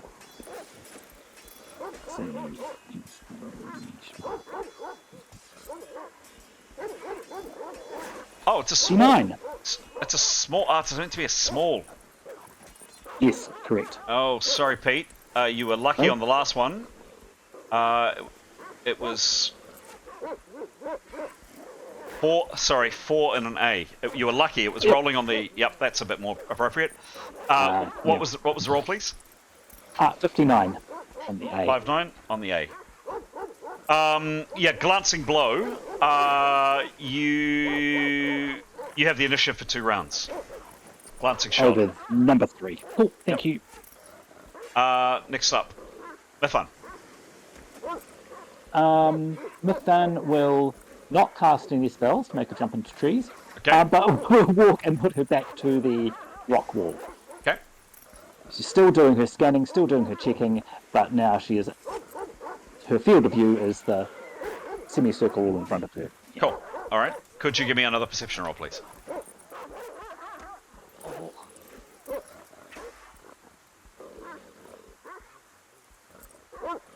54. 5-4. Okay, and her bonus is high from memory. Yeah, 83. 83. Cool. No, doesn't see or hear anything. Cool, thank you. Next up, Severin. So he's aware, presumably, of the other dog that's fallen He asleep, is. right? Yep. So If you could just... his field of vision is that, so he is aware of kind of everything within that. And what's happening to the other dog? This one here is still on its feet. That one's asleep. That one looks very dead. Yeah, I think I've just killed the one in front of Etienne. Okay. Well, actually, the one that's still alive is still moving around, is it? Yes, it is. Can he move to attack that? Could. That would be a. He'd get a negative 26 to his roll to move and attack. No, I'll do it, yeah. Cool. You get a flank on it. Yeah. Give me a roll. 3! 3. That is a fumble with your broadsword. Give me a roll, please. 29. 2-9. 2-9.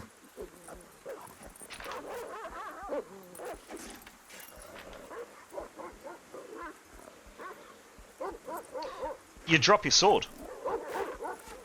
It'll take Alright. it'll take you 1 round to draw a new one, or 2 rounds to recover the old one. That's it for you this round, I'm afraid, Severin. I know. That is the end of the round.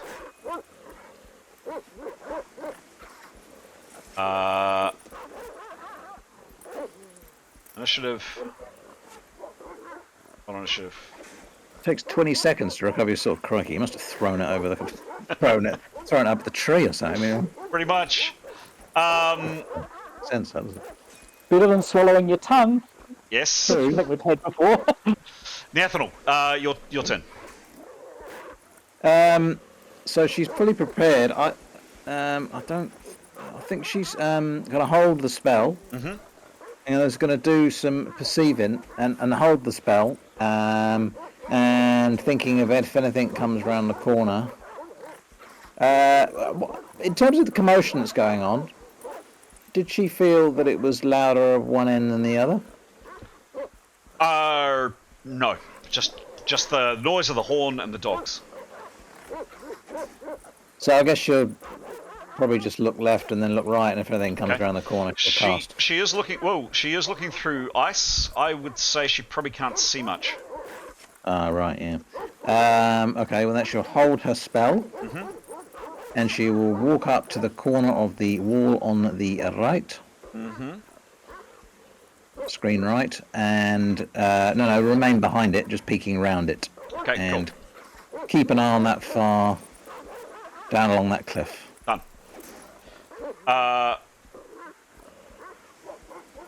Opportunity cost. Yeah. So this dog is not in great shape, but it does decide. It ignores the person to its side that came up, tried to hit it, and then dropped its sword, and decides to try to take out Askel's throat. It leaps at you, Askel.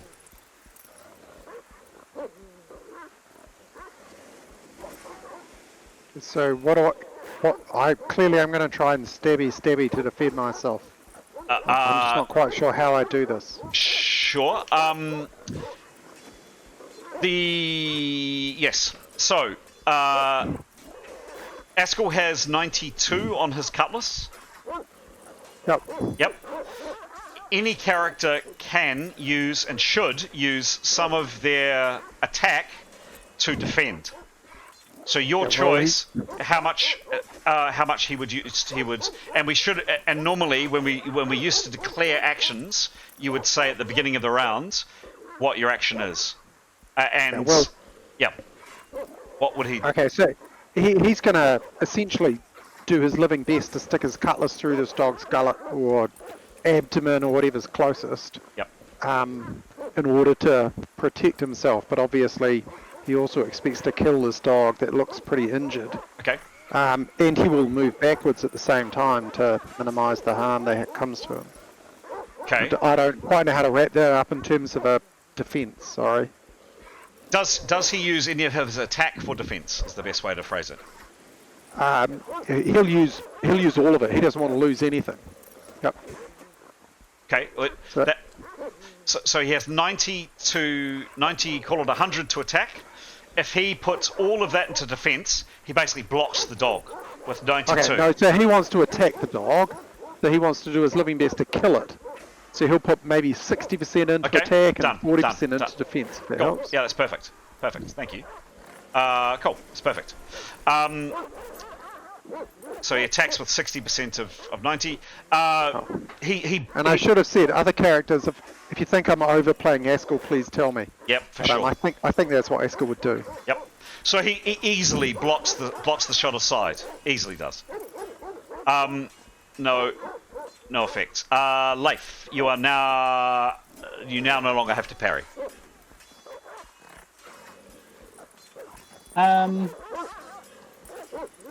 Yeah, he'll move up and attack the dog. Okay. It's a distance of 10 foot, no movement penalty. Flank attack on it. This poor dog is surrounded. Make an attack, please. It's a flank. 63. 63. You didn't say anything about parrying. So, okay. 63, it's a flank. With a long sword of 113. Correct. 25 and an E. Actually, it's probably a little bit more. Call it 31 and an E. No additional crit. Roll the crit, please.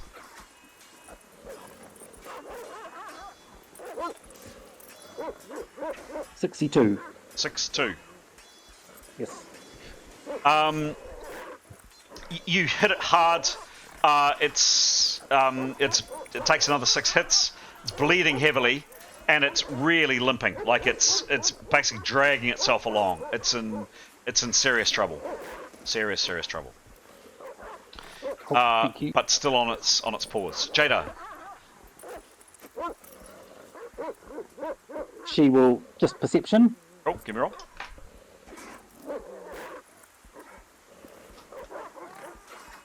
Um, 67.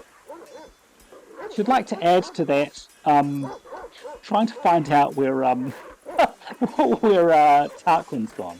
Yeah. Might be good for some to locate him. What's her perception, please? 55. 5. No, she doesn't see Tarquin. Tarquin's just vanished. And she doesn't see or hear anything else, unfortunately. Thank you. Etienne. Hello. Hello. I'm preparing and looking at that dog. Cool. Done. Tarquin, you are miraculously still up in your tree. What are you doing, please? So I think I am staying in my tree, and if I see... So how much... a snap cast takes 10%? Yes, that's right. Okay, so I want to spend 90% if I can, or as much of that as I can. Yep. Doing perception into the sky, looking for the shimmers in the rain that would suggest there's someone there. Got it. Cool. Give me a roll, please.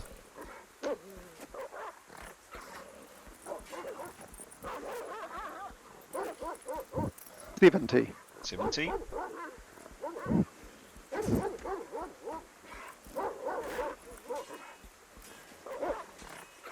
Okay, and his bonus? For perception is 90. Yeah, cool. All right. Yeah.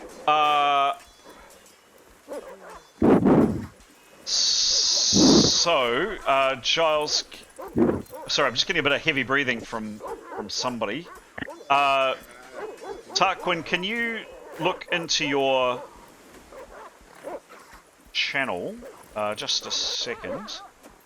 Oops, that's a dog. If you look into your channel in this game, and there'll be a note in there in a second.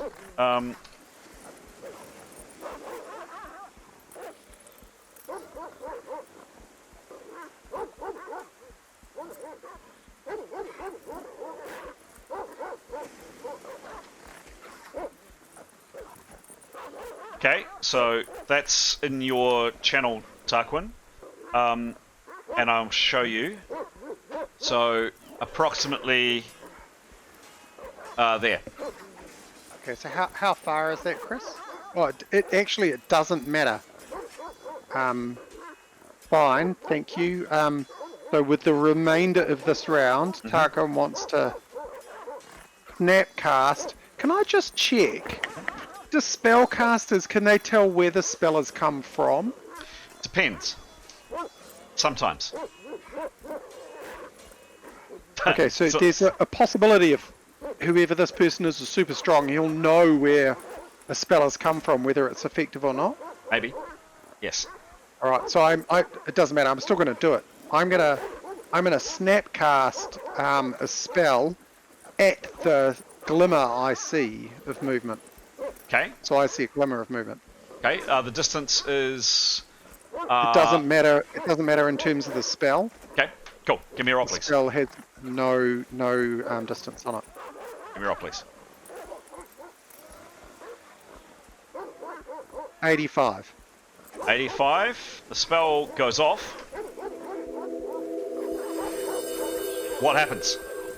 Okay, so the spell is confusion, and what it means is nobody else will know this, of course, but the target now becomes incapable of making decisions or initiating actions it may only fight in self-defense. Okay, so two things. Firstly, if you have a look there, you'll see there is a range for that spell. I'm almost certain of it.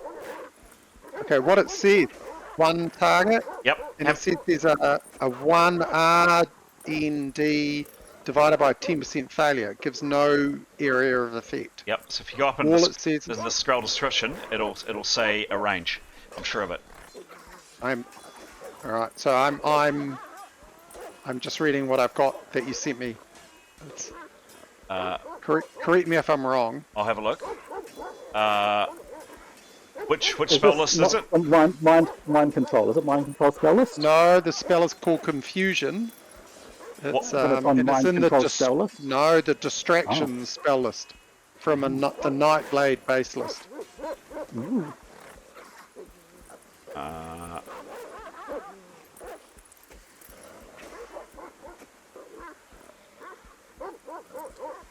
What level is it?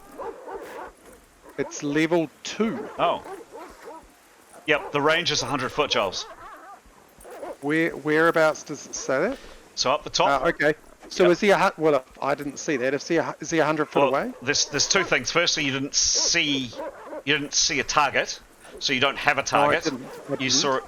You saw some movement. You thought you saw something. Yeah. Well, I would be casting it at that glimmer. Okay. But if the glimmer obviously looked more than 100 foot away, I wouldn't do it. But it's 100. I didn't see that. 150 foot away. Yes. Yeah. There's a range. Yeah, there. okay. Yep. You can see where I saw the range. Okay. Yeah. No, I'm sure you're right. The screen is little. I didn't notice it had a distance. Yep. So under area of effect, duration, and then range. Yeah. The first one is it's totally my mistake. Totally my mistake. Okay. So he what does he do instead of casting the spell? Well, look, I'm happy just to wear it and say cast the spell and the spell fails. It's my mistake. Okay, cool. Done. Gray, what are you doing, please?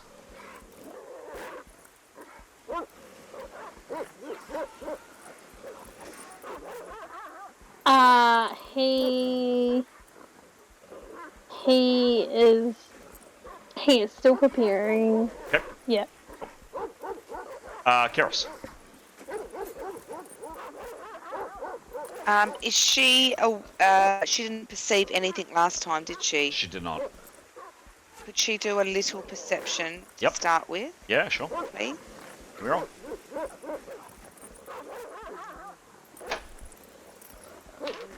$64. Six. What did I say? 25. I think 48. 48. Yeah, look, she has a quick glance around, doesn't see or hear anything.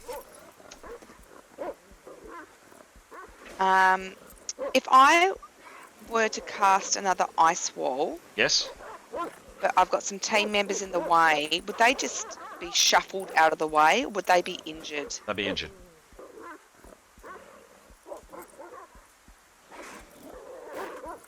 Right. Cool. Can I see that dog, the half-dead dog? I can. Yeah. You are facing this. You are facing this way. Your field of vision is kind of that. Yeah, you would see it. Yep. Gosh.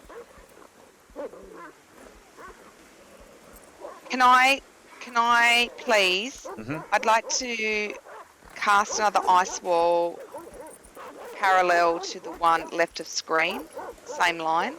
Okay. The straight one. Yeah, sure. But before I do that, I'd like to call out move. Okay. Ice wall incoming. Okay. 3 words. Ice wall incoming. Yep. Give me a roll. And they will move, right? I don't know. Can you ask them to move? I don't know. I don't know who. So who's there? Etienne? Is that Etienne there? No. Who are the 3? Leif. Who are the 3 around the dog? Sorry, I'm taking time. Leif. Askell, Leif, and Severin. So I'm going to call out really loudly, move, ice wall incoming, boys. Okay. really loudly. Okay, how many boys are there in the party? We'll do an intelligence check to see who figures this Oh out. no! No, we'll there's cast a 3 spell there. and let's see who it hits. Oh no! It's really who's the second one in that trio? There That one. is Askell. Lucky Right, us. Yeah. Askell really needs to move his little booty, cute as it is. Okay, Are you casting the spell? I've cast it. 40. Okay, it does land on. I'm going to say there's a chance it lands on Askell. He'll have a small chance to leap out of the way, otherwise he gets smashed with an ice wall. No. Sorry, Askell. I said move very loudly, boy. He's a warrior mage. He's good at moving. Yeah, but who's she? Both a warrior and magey. And where's he moving? I mean, like, Yeah, just where's he moving? No,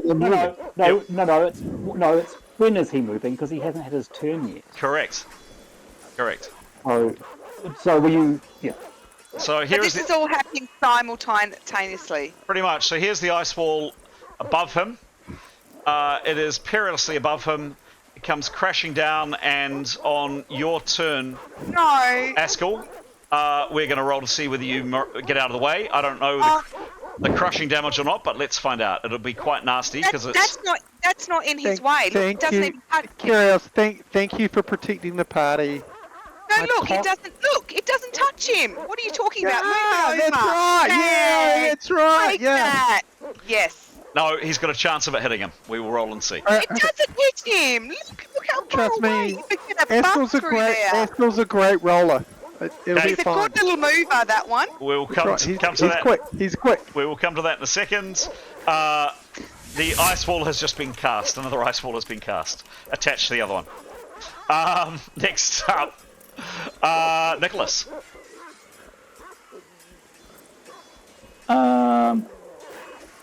Can I see how far 100 foot is, please, Sure. on the map? Just. That's Nicholas there. Oh, okay, cool. do you get extra marks for playing Tetris? That's 99 You there. hear a 13-year-old has just clocked Tetris? Yes. Oh yeah. The impossible mission. That's 100 there, Pete. Cool. Well, he's going to do a recce with the whistling. Okay.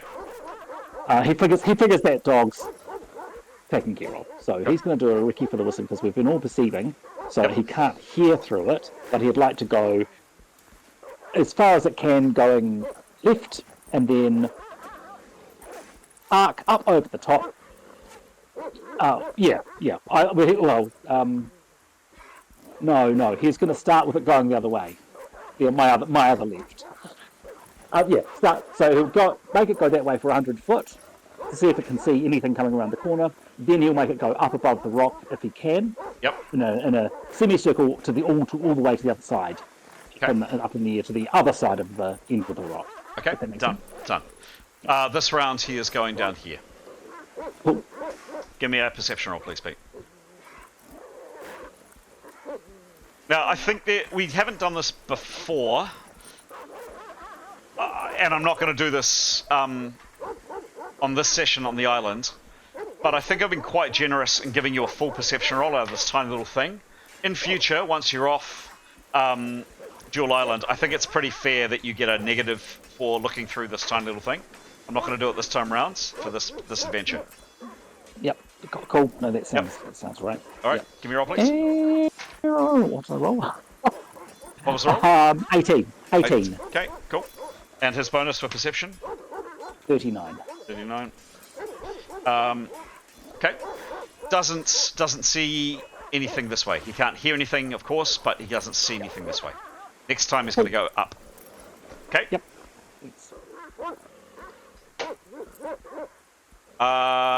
Next up, Askell.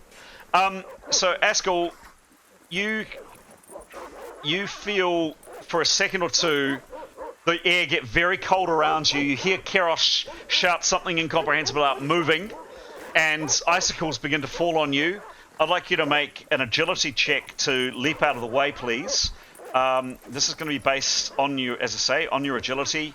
I'm going to make this I'm going to say it's going to be a very hard maneuver. All or nothing. Give me a roll and hope for a high roll, please. Otherwise, you're going to get hit with an ice wall. Okay. Is there a way I can game it? Roll well. Oh dear. What's your roll?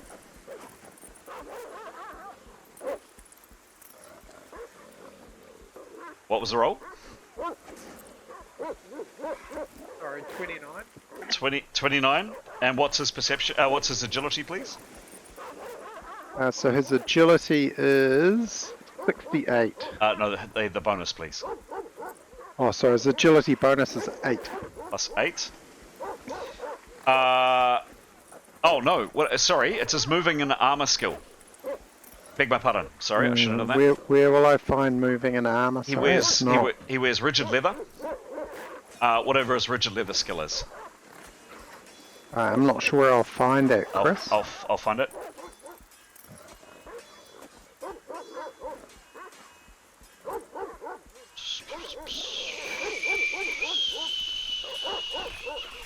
Is it his movement skill? It should just be leather armor. Under defense, it says rigid leather, but it doesn't give it a number. Rigid leather. I'm going to say, it's plus 0. So 37 was the roll, is that right? Yeah, 29 plus 8, 37, that's correct. He doesn't get his plus 8. So 27. Alright, it's very hard on a 27. Askell. 29. It was 29. Yeah, plus 29. 8, yeah. 29, yep. You have a 5% chance. 1, 2, 3, or 5 leaping out of the way, otherwise an ice wall comes down on top of you. But I can see him clear of the ice wall. Oh, what do you know? I rolled a 1. Oh my god! Did you? 74. No, I rolled a 74. Okay. Oh. I wish I was... If I was my Tarquin character, I'd lie with ease, but... Very sorry, Askell, but you get... an ice wall on top of you. Or at least partially on top of you. Keros attacking Askell. Oops. No, it's going to have to be this guy. No, other way around. Askell just has the most rotten luck. What's an appropriate attack on this? Plus, there you go. It's a full crush, and I'm going to say it's a large full crush with a 69. Askell, it comes down on you with a crunch. Your quick agility helps you a little, and you manage to step out of the way just a fraction. Could have been a lot worse. 8 and an A crush. I'm going to roll the A crush in public just for dramatic effect. No, Keros, can you roll the A crush, please? That is so cruel. I told the boys to move, Still the right thing to do. Still the right thing to do. Give me a roll, please. Greatest good for the greatest number. 15? 15. That's nice and low. You are lucky, Askell. Very lucky. Glancing below, another 3 hits. The ice wall has the initiative next round. It can have all the initiative it wants. Oh, sorry. Holy moly. You are lucky, Askell. Very So lucky. how many hits has Askell taken? Another 3. Mythan, sorry. Chris, are you keeping track of this? Yes, Or I do you do. want me to? I do. Cool. I do. Mythan. Mythan is continuing with the same routine. Opportunity fire, bonus to initiative, and perception. Give me a roll, please. Yes, she's also wanting to see if she can pick out where Tarquin went to. Okay. It's 93. Okay. Good dice roll, but who knows? Plus, she's got a good perception though. Plus. 83. Wow, yeah. She has a good scan around, and yes, indeed, she sees your newfound friend wearing a different face up a tree. Here, this guy's a bit weird, isn't he? She will, with her 3 words, or with... Oh, well, I suppose she's got... Yeah, she will just, in a voice that carries to the group, but no further, will describe where he is. Okay. Cool. Well, actually, to the group that's on this side of the ice wall, because she doesn't want to yell loud enough. Well, actually, it's raining hard, isn't it? It is raining pretty hard, yep. Yeah, she'll just describe where he is. Okay, cool. She doesn't see or hear anything else. Tanya. Thanks. What are you doing? Well, I've now reloaded. Yes? I now have an ice wall on my way. Yeah, you do. I think she might spend a few milliseconds wondering why someone's just leapt into the top of the tree, and we have another ice wall cast over us. God. After she's finished that, I don't know.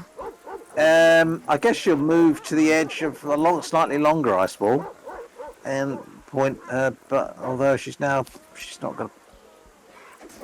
Oh, where did she get hit by the? Yeah, I guess she'll hang out there and point her bow. Is there any dogs still alive? This one here is still on its feet. Can't really shoot it there, though, can I? You could. You just might hit Severin or Askell or. No, I think we've had enough friendly fire. Well, actually, can I just kill the one that's on the floor? Yeah, sure. Yep. All right, I'll do that. Okay. Give me a roll, no fumbles, and you put an arrow through its head.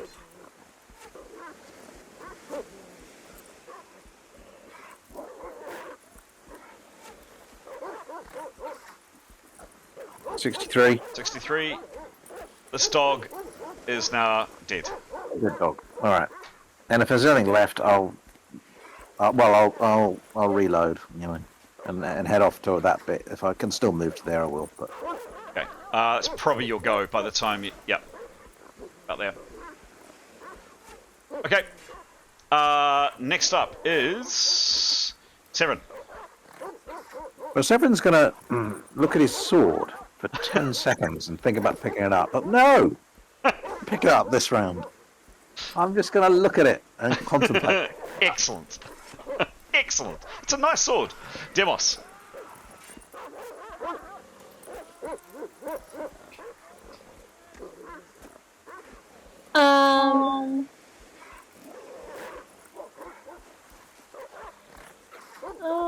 Oh god, I think I just do a perception and then opportunity.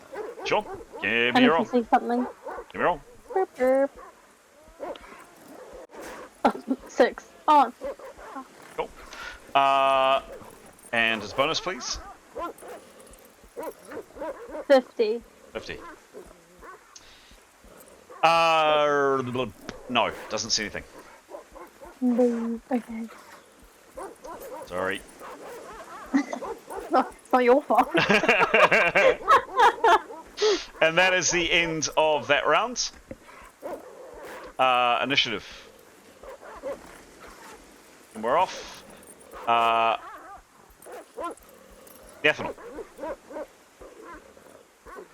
Still nothing's happening, right? Nothing. Absolutely nothing.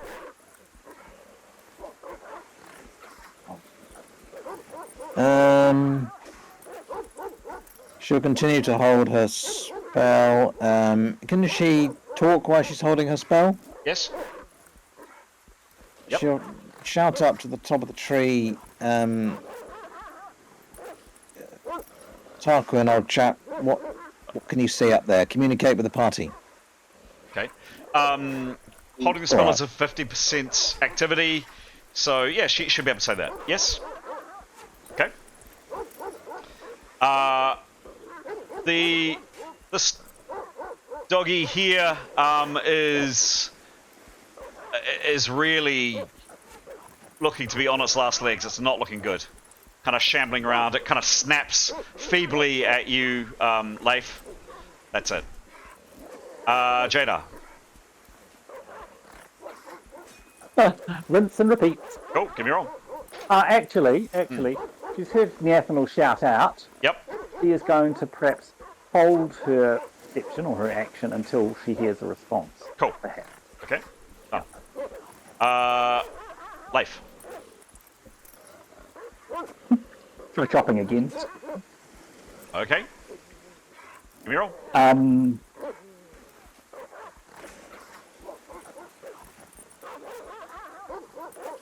38. Yeah, thank you. Was he parrying any?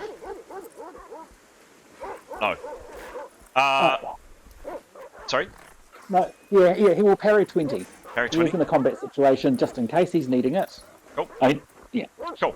25 and an E slash. Roll the E, please. 25E.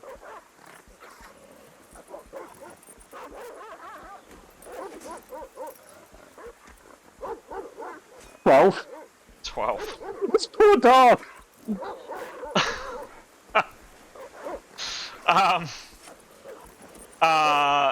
Another 4 hits. Yeah, you whack it for 4 hits. I mean, it is staggering from side to side. It looks about to ready to collapse. Great.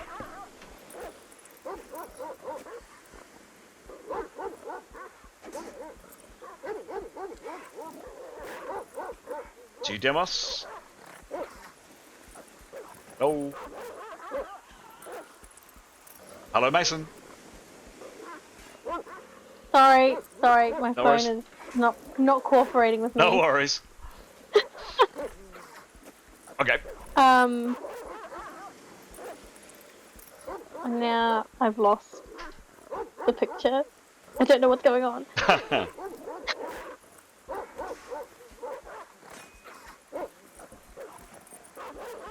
Okay, I'm assuming. I'm just gonna say. Wait, is this for Demos or for Grey? I'm so sorry. For Grey. Grey, right. He'll do. I mean, he's prepared for like a couple of rounds, right? Can he do a perception but still have that preparation, or? A snap perception is 10%, so he can do that. Yes. Okay. He will do that. Cool. Give me a roll. At -20. Yeah. That's fine. 77. Cool. And his perception is plus 38. Has a look around. Nothing, I'm afraid. Okay. Nothing. He'll. Yep. Oh no, I was gonna say he'll prepare. He'll keep preparing. No worries. Etienne. Well, he'll continue to prepare. He'll walk into the enclosure. Yeah. Garros. Into the enclosure. Further in. It's got 10% action, so that's about. Yep, he gets about there. Garros. She'll call out to Askell, "Are you okay? Can I kiss it better?" Okay. Then she'd like to build an ice house. Jokes. Then she'd like to check on her cat. Like, meow meow, where are you? Okay. And not a lot to do right now besides building an ice house. She'll do a full perception. Give me a roll. Give me a roll, please. Okay.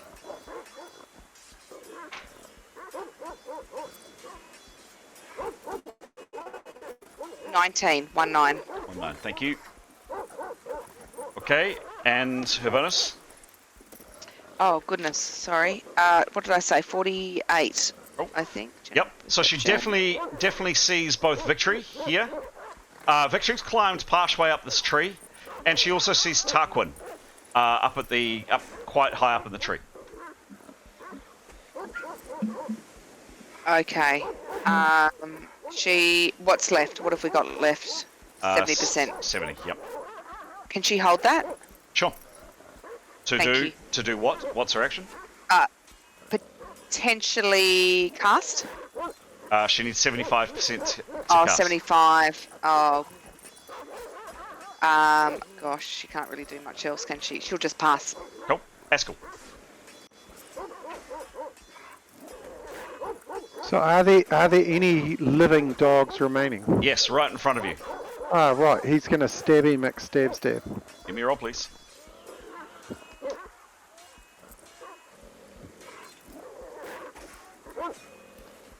$88. There you go. I think this is mercy. I think it is too. 22 and an E slash. Roll the E critical, please.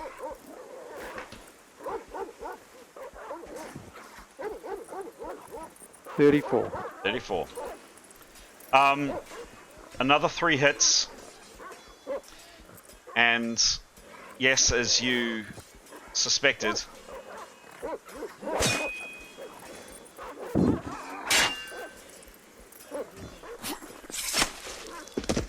and this dog collapses on the ground, killed 5th level. And suddenly, oops, things go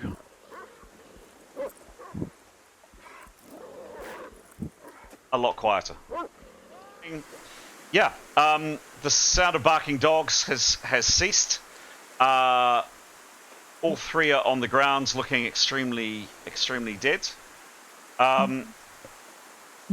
Next actor is Mithun.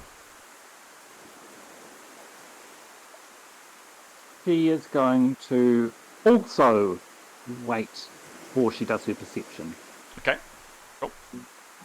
But I think that's realistic. You know, you hear someone calling out for information, you... Yep. Yeah. Demos, anything from you that we need to know?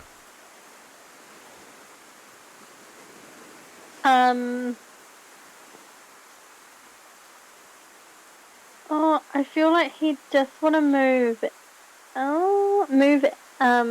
out away from the wall, just like a tiny bit. Okay. Give him some breathing room. Okay, you tell me where. Yeah. Okay.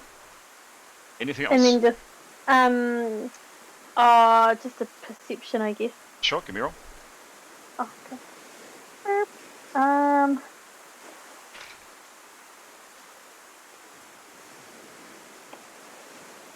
44. Cool. Oh, roll again, please. Where'd it go? Yeah.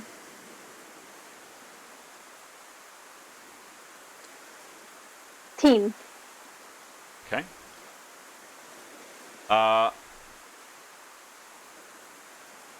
And his bonus? Plus 50. Yeah. Looking. Hang on. Boom. Up here, you're glancing around. Firstly, you clock that Tarquin is up here, and then you see a figure. Their head pops over here, and they're looking down in this direction, and then they dart back again. Now, yep. Sorry, I was going to say, can he talk? Does he have enough? Yeah. He'd say movement up there, and he'd point to where he saw the head. Mm-hmm. Cool. Anything else? Yep. He'd have his shield up. The stuff's come flying down before, so we want to be ready for it. Sure thing. Done. Nicholas. He's moving the whistling. He'll also say out so people within his, people within this side of the ice wall can hear. He'll just say that what he's seeing, basically. He'll just say the whistling is describing. He'll describe where it's going. Okay, and what's it doing now? It's going so in an arc, semicircular arc of 100 foot, and it wants to finish on 100 foot to the left of him. So up and over that wall, is that right? Up and along the same cliff face. So back in the same direction towards you, coming back this way. Absolutely. Yep. And then, Okay. so it's like a semicircle upwards. Okay. All right. Yep. It's arcing up, and finishing down on the other side. Cool. Going up high first. Cool. Yeah. Give me a roll, please. Oh, and I suppose he's heard Demos. Yes, he has. Oh, well then he'll definitely want to perhaps not complete that arc, and he'll want to observe what's in that vicinity. 14. 14. Yep. So it was going 100 foot down, and it's now going up. sorry, it's so it went to. So the way I'm thinking of it is, how you get those protractors. Yep, so he's at the centre and the protractor is vertical. He's going straight up, and so it's going in an arc, 100 foot in radius. Up and around there and then down. Correct. Okay. Yeah. But actually we'll spend more time at the top so it can see where Demos indicated.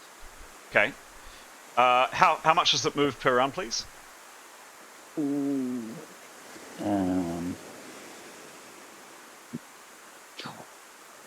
Its base movement is 120. 120? Okay, so reasonably fast. Yeah, it gets to the top of this ridge. It doesn't see anything. Sure. Cool. Next up is Tanya. Right. So she's loaded her bow. So I think she'll, with a response to that prompt from Delos, she will turn around and aim her bow where he's pointing. Okay. And opportunity shot. Okay, cool. Sure. Cool. Arrow trained in that vicinity, absolutely. She can't see a target. Okay. Nothing obvious anyway. No, perceive. Okay, give me a roll.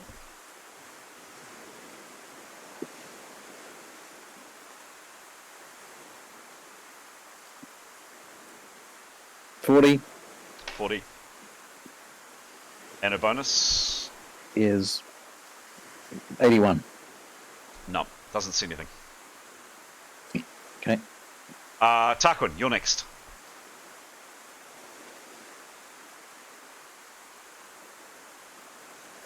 Hello, Tarquin. Giles, you there? Hello? We still have Giles?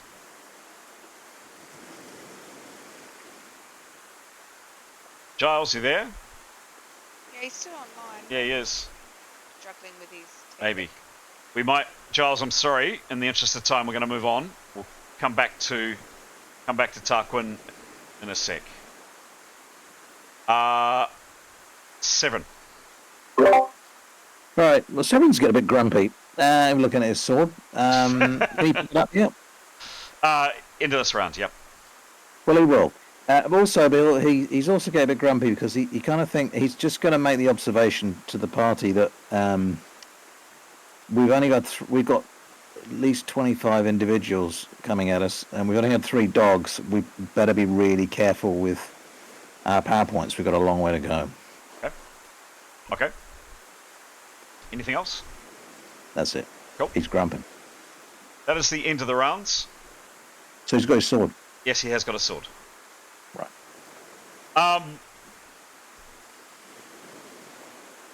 And I'm going to say at that point we're going to come out of rounds.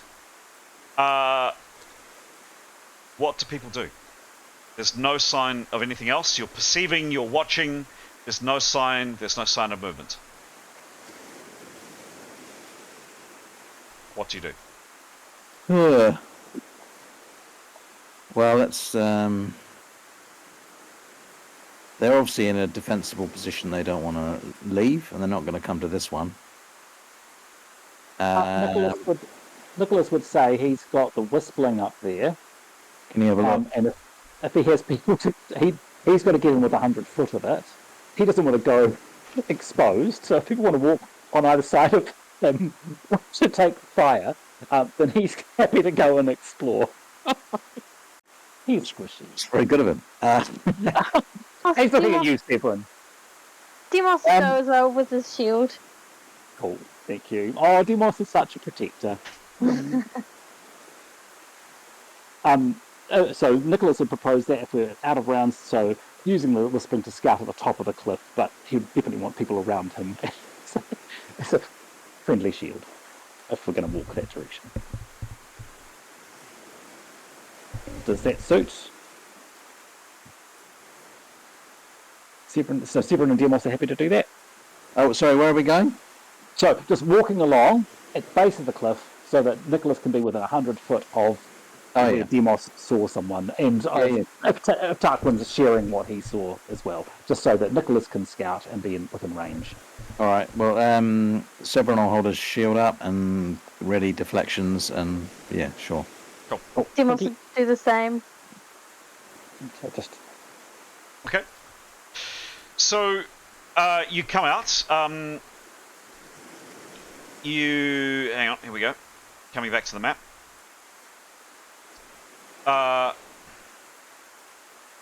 This is where, if you'll recall, this is the... Oops. Sorry, guys. This map is not as temperamental as it was, but it is still a little bit temperamental. That's where you had the fight with the dogs, here. You come out to the edge here. Oops. Of the rock face. Nicholas, you've got Demos and Severin either side of you. You're feeling a lot more protected. And what do you do, please? Sorry, my idea was to go... So we saw someone peering out from the top of the cliff. Correct? Demos thought he saw someone, yes. Demos, yep. Was to go along the base of the cliff where we were. Yep. So going left from the ice wall, so that Nicholas is within range to use the whistling at the top of the cliff. I see. I misunderstood. Because I assumed that he couldn't get close enough because Nicholas wasn't close enough, was my thinking. Okay. Like to have the whispering. So you go this way. Well, yeah, just so that Nicholas can get the whispering to where Demos 40 saw someone, just to investigate the area. So you spend some time doing that. There is no sign of anybody there. Cool. Right. Regroup, replan. I think, so to note, our friend's name, Moff, did say that their tactic was to lock down. Yeah. So... And he's just scouting ahead and keeping an eye on what we're doing. The flyer guy, yeah. Yeah. So, they've just got to wait us out, basically, and in a really defensible position. Yes. So we've somehow got to get in there. And you can't get... It's whispering any closer, can you? 100 foot from Nicholas range. That's it. And Nicholas is not particularly stealthy. I mean, we could do a fly invisible of somebody. To just get a sense of what we're up against. How would you feel about that, Nicholas? If you were to fly invisible and then have the whistling as well?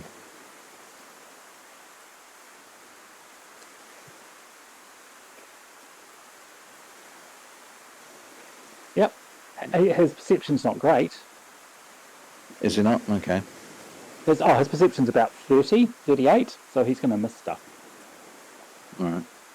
I'm happy to do it. I was just thinking, because obviously you can be seen in the rain, and so it's flying, so you're likely to be shot at. Anyone who's flying, just getting that extra kind of close, extension. Yeah. Yep. Happy to do that. It feels like we need a sense of kind of what we're up against, doesn't it? We could charge around the corner, fall on a couple of traps, and get ourselves into the right pickle, couldn't we? We don't really know what we're doing. We haven't really had a good look at where the path is, where the people are, or anything. Yeah. And I don't think there's much point sending the Athanol along the ground again, because just, it's just, there's traps and then there's visible people and it's just a bit of hard work. And you actually can't see much through the trees. The other option is we all fly down to the beach. Well, and stuff the people on the top. Yeah. I think that's an obvious move, though. They will have thought of defences for that. So,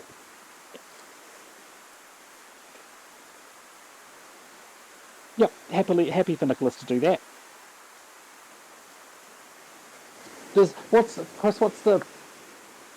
Is there a skill required for going undetected while flying? Is that stalk? Oh god. Whilst invisible. In the rain. No, there isn't a skill. No. It's just you get a large negative to perceptions. Right.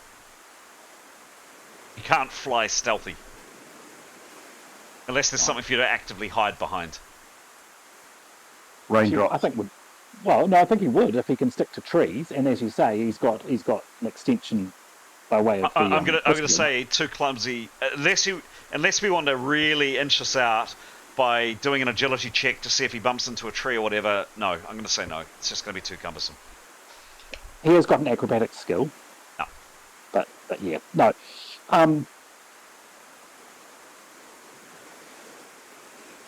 So yeah, that is an option, I suppose. But it's going to expend a lot of power points getting everyone down on the beach, isn't it?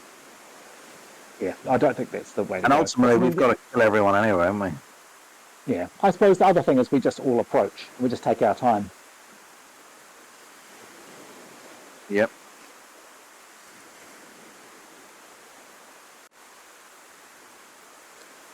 Do we have a decision? What do Mason and others think?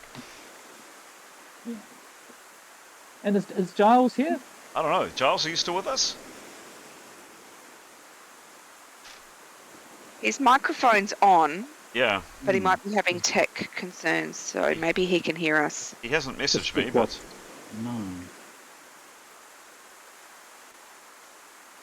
Maybe he's just shocked in the tree. Maybe he is. Message just from the tree. I don't know what happened. I will sign out and log in again. Okay. Yeah, I'll get a microphone to work. Okay. Weird. What do you do, guys? What happens? What do you think, guys? I think we should get some idea of what we're walking into. Agreed. Yep. Cool. Otherwise, we'll just take a rain of arrows in our faces, I built an ice house. It's a beautiful ice house. A moving ice house. And we can all shelter under it. Yeah. It would be good if not laughing, you move those walls. Yeah, that would be my suggestion. Yep. Okay. Nicholas is happy to do that. Yep. Even like Nicholas, even going out and approaching from the sea. I mean, I don't know. Depending how you feel about that, or coming along the cliffs from underneath, from along, from where we're go round and then send the whistling rather than going over where they're expecting. Go circle round, send the whistling in from the side, maybe. Do you mean up the cliff?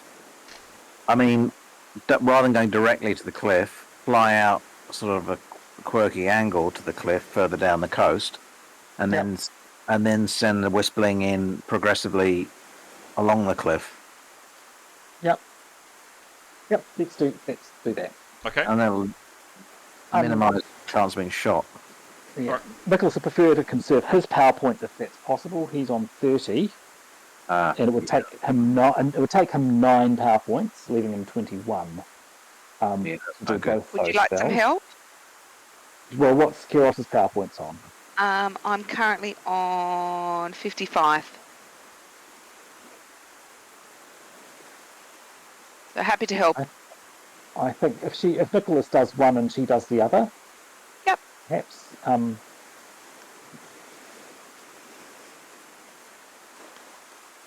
So Sorry. Yeah. Yeah. Kiros is happy to do. If Kiros is happy to do the fly, because it'll last for longer, because it's 1 minute per level, so it'll be given 9 minutes. Then Yes. Nicholas will do invisibility. Yeah. Yep, no problem.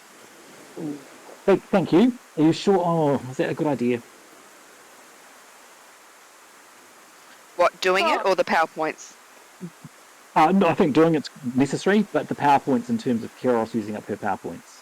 I think Gray's we need to got do it. some fly spells. I mean, he hasn't got a lot of PowerPoints, but you know, he's got his axe. I don't know. He's got his axe. Well, that could be good because I mean, yeah, we're more likely to need Grey. For fighting, yeah. Let's. Yeah, Is just that fighting okay? rather than to. Yeah. I mean, I'm okay with. I don't know what Aidan would have to say about it, but. Thanks anyway, Kiros. Yep. So Nicholas will prepare and cast invisibility on himself. Give me a roll, please. It's jeez, it's a 2. Roll again for a spell failure. Oh no! Oh dear. I think it's time for bed. Oh no! That's a 97. Roll again, please. Plus a 60. Plus a 6-0. 6-0, yeah. I'll find some work in a bar somewhere. 157. Oh, Jesus. He's got base spells of 14, if that helps. Severe strain takes toll on caster. Spell misfires. You take 5 hits, Nicholas. Oh. And lose the power points, I assume? Yes. Or did go off. Yep. And you're stunned for 6 rounds. Okay, 5 hits. 63 hits.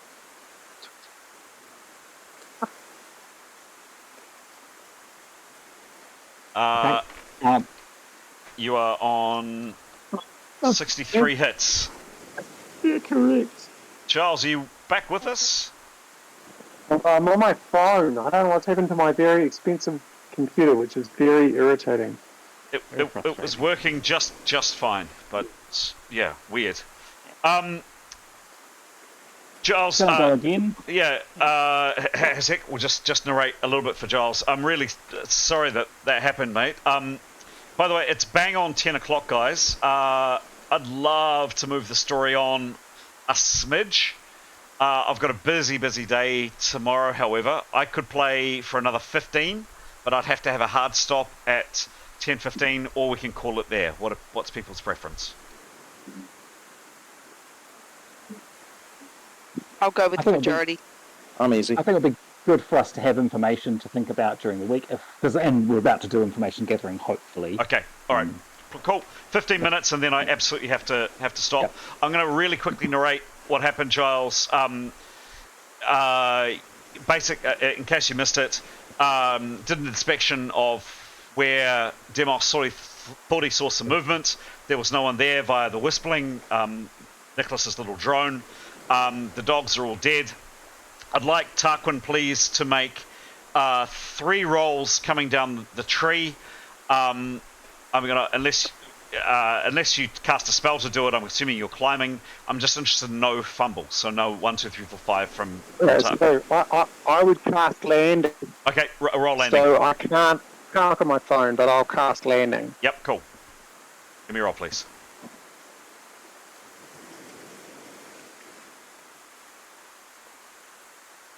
$82. 82. The spell is successful.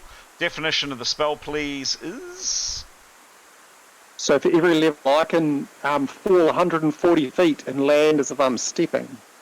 I'm pulling that off my head. I can't remember, but essentially, yeah. Okay, let's say you're down. So you're down. What do characters do, please? Nicholas will fumble that spell, but then he'll have another go, prepare 4 rounds and cast invisibility on himself. Go, please. 44. 44. That time, the spell is successful. Cool. And then if Gray can make him fly, that'll be great. Go, Gray. Got Gray. So Gray's got fly, but then he's got. Hang on, because he's level 7. He's got long fly. Oh. You want to fly? Long. So yeah. So long fly is fly, except duration is 1 hour per level. Is that better? Do you want that? If he's got the power points to cast it, He's got the that'd be power great. points to cast it. Yes, he does. Okay.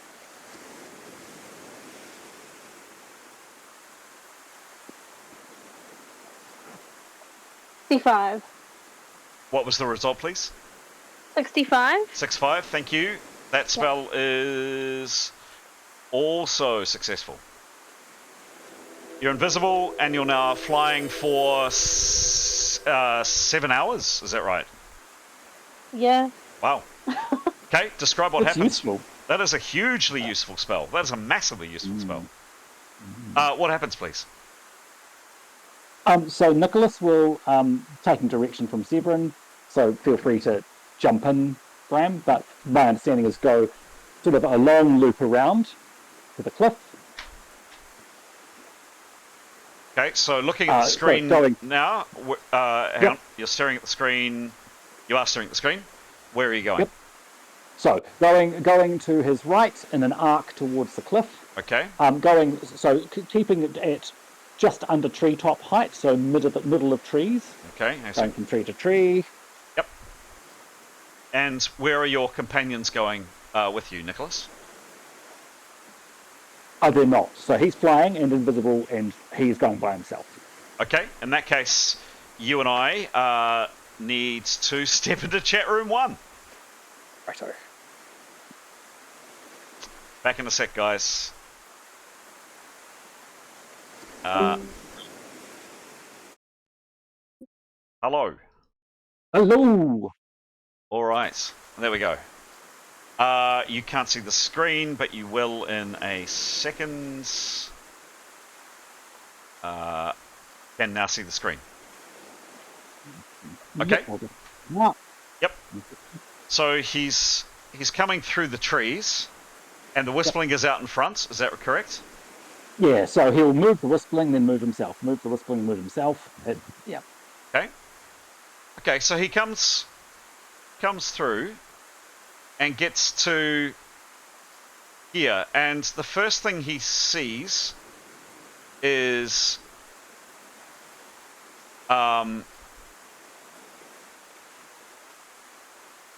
just a second, the GM's got to make a quick alteration to the map. 1 second, please. There we go.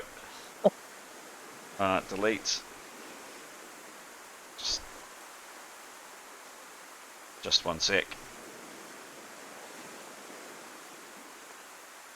Just coming, Pete. Boom. No, don't delete that. Delete that. Delete that.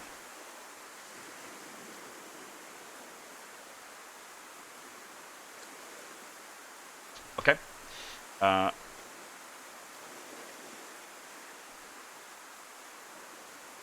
Okay. Back on the screen.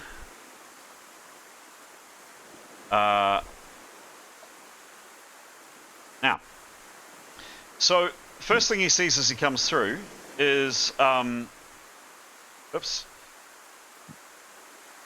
a daisy, just coming down a smidge, is in the distance, kind of at this bay area here, what appear to be, sees them quite easily, a collection of boats around here. What's he doing? What sort of boats? Are they long boats or? Yeah, very long boats. There's no one there that he can see. Are they're anchored or moored? They appear to be anchored around some rocks. And could you give me a perception roll, please?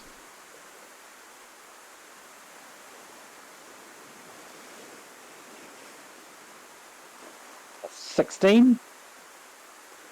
He's 39. He's not wonderful, is he? No. But actually, that was enough. Yeah, he notices that there are some stepping stones going out to the rocks, going out to the rock that these boats are on. That's what we knew. There were boats moored near the entrance to the cave. Yeah. Okay. So just to be clear, he is, say, 2/3 of the way up the tree, and trying to. Yep. Yeah, I'm just be as cautious as possible. Yeah. Yep. Sure. Cool. He will stay. He doesn't want to be on the outside of the trees. He wants to be on the inside of the trees. Yep. But will slowly work his way around. Okay. He'll be exploring with. He'll want to explore with the Whispling 100 foot from where he is now, all the way around, down the cliff, forward, wherever he can. All right. So he comes out here, and there's this open area here. And in this open area that he can see,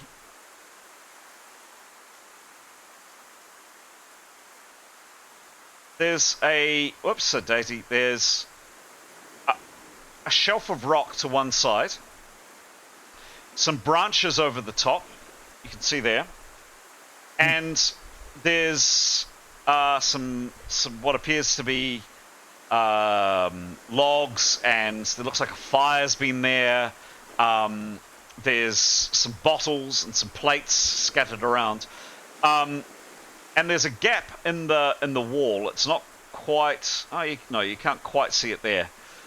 The gap in the wall comes out, and it leads onto a. You can just see from here that there is a very narrow ledge outside. So through here, in fact, I'm gonna between the two coloured rocks, between the brown and the grey. Yeah, that's it. There's a gap, and it goes out to a gap in the wall.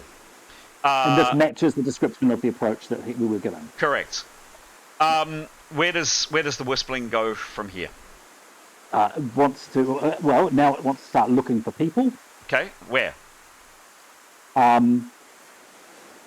Around the outside of this. So this way or this way? We'll want to do both. Okay. But start with outside. Wanting to just explore that around the edges of that clearing. Okay, so starting with outside, it comes out here, and it sees several things. I'm going to switch to another map in a second. What it sees is a series of ledges that come out here, and I'll show you on another map in a second, basically a close-up map, and it sees some people, and I'll tell you the people it sees in a second. It also sees this shelf of rock at the very base, down here, and you can make out there a little bit better 4 boats and a set of stones, and you can just make out, doesn't require a perception roll, but you can just make out a person here. Okay. Yep. Distance is approximately 300-ish feet away or thereabouts. Okay, so that's kind of from the outside. What I'm going to do is I'm going to zoom into a closer map. So before I do that, I'm just going to go back to here. No, I'm going to go back to here.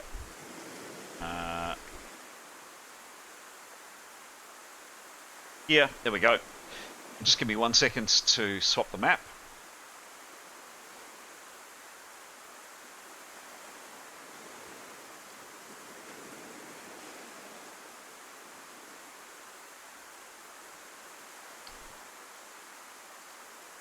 No, wrong one.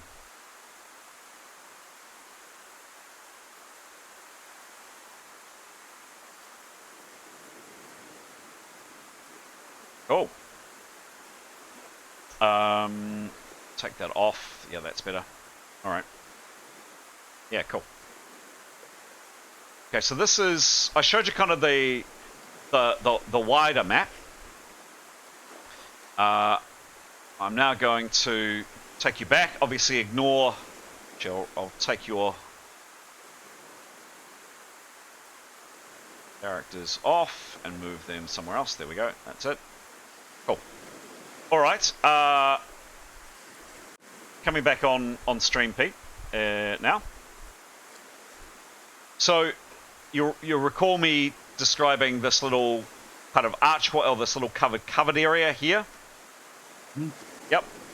So there's a gap in the rocks, and if you come out, there is a very, very narrow ledge, and you can see this very, very narrow ledge there. Like how narrow?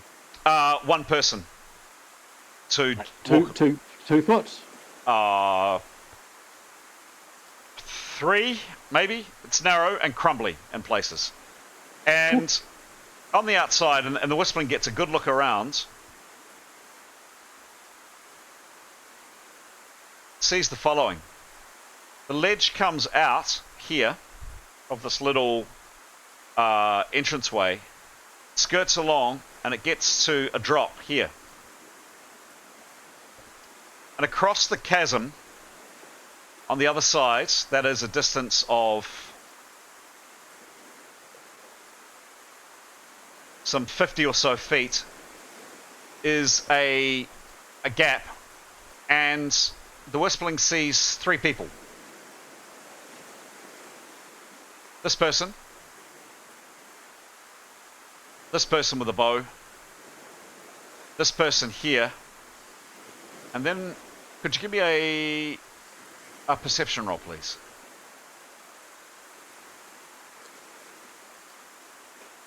At 26 plus 39.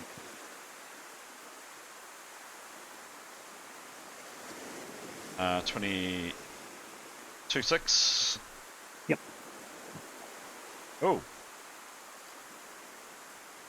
Yeah, okay.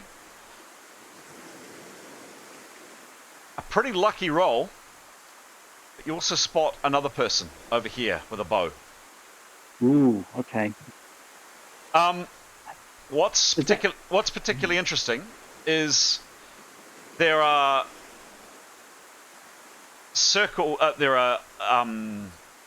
it's like several rings driven into the stone here, quite ancient from what you can see, and attached to the end of the rings at this end, and falling down here is a rope bridge. It appears to be cut at this end.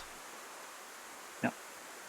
Further around the way, in this distance that you can see the arrows, 300 foot away or so, is those boats, that person outside. So he's seen 4 people. Right. And can he see that there's a set of ledges going down to the beach? Oh, sorry. Good point. Good point. Really good point. Last point. Yes. There is this kind of slippery, treacherous in places, trackway that zigzags down and down and down and down and down and down to finally get to there. See it there. The distance is approximately, from memory, 80 or 90, yeah, about 80 foot, 80 or 90 foot. It's a long way down. Wow. And onto hard rocks, yeah. Ooh. Cool. Just as was explained to us. Yep. Got the rope bridge cut, all that sort of thing. Yeah, cool. What does he do? Would like another perception to see if he can spot anyone else. Sure, give me a roll. Or is he done? Is that enough? Or... I think that's probably enough. Yep. Yeah, cool. Yep. Right. Sorry, what am I talking about? Of course you can always try. Of course you can try. Give me a roll. Give me a roll. Give me a roll. Oh, cool. I'm just meaning sometimes not a limit, but we just say. Yeah. Yeah. You can perceive and perceive and perceive, but still you can always. Yeah. What Okay. was wrong? 31 plus 39. Okay. Doesn't spot anything else. Cool. Okay. Right. Okay. So this is a more accurate view of the clearing. Okay. Yes. Cool. Yeah. He would like to explore the Whispling around the trees in the clearing. Yep. He doesn't see his party. I'd be surprised. Yep. Yep. Okay. Give me 2 more perception rolls for having a look around the trees. Particularly looking for invisible people. Yep, sure. That's a 47. And a 29. Okay. No sign. He feels as though he's spent a good amount of time. He's been very quiet. He himself, what's 100 foot? You know, that's...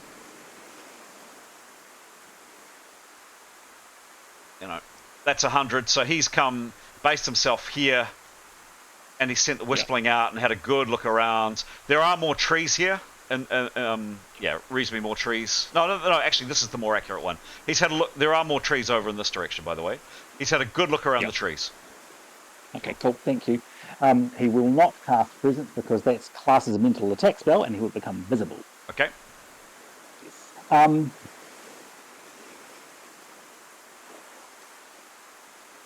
He's got more time on his hands, I believe. He does.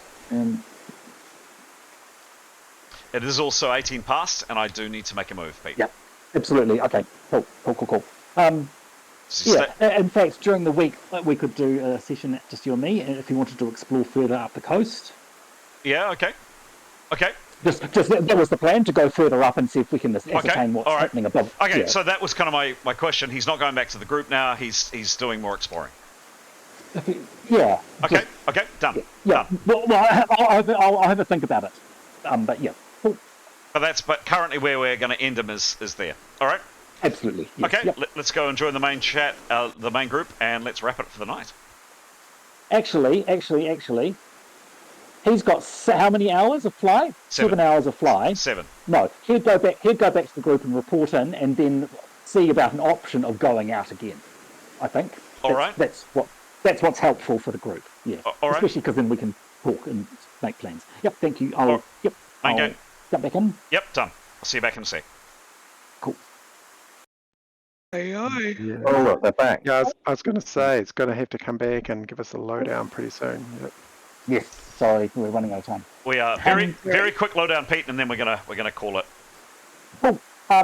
So he has gone. He's found the entrance. He's found and it matches the description we had. So there's a gap in there's like a rock wallish thing at the top of the cliff. There's a gap in it which leads to a series of ledges that go down to the beach. He saw 3 people on those ledges and then one further on. So he's viewed 4 people. He's explored. There's a clearing in front of where the gap is.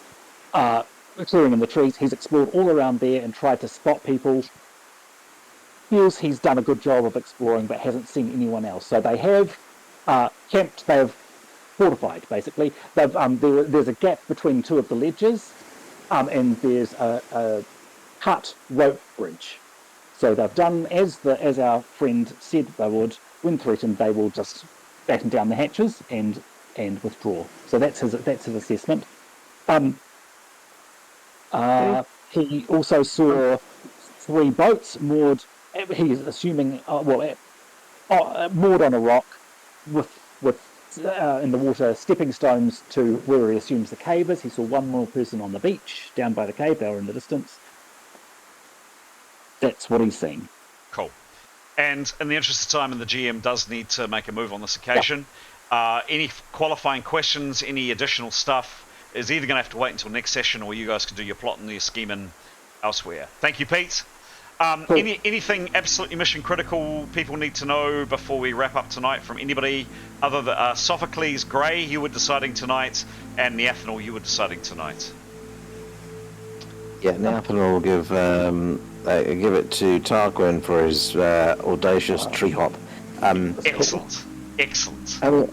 Only other thing from me, Pete, is wondering if you would mind sketching on what you saw or something, so give us an idea. Is that possible? Absolutely, yeah. Also, Nicholas would make the offer, as he's got that fantastic fly spell, he would offer to do a big loop round and try and scout the other end of the beach, so the cliffs above the cave. Was that something we wanted to do? To take the time to do? Yes? Definitely. Okay, so Pete, you and I can do a separate session doing that. Yep. Cool. Anything?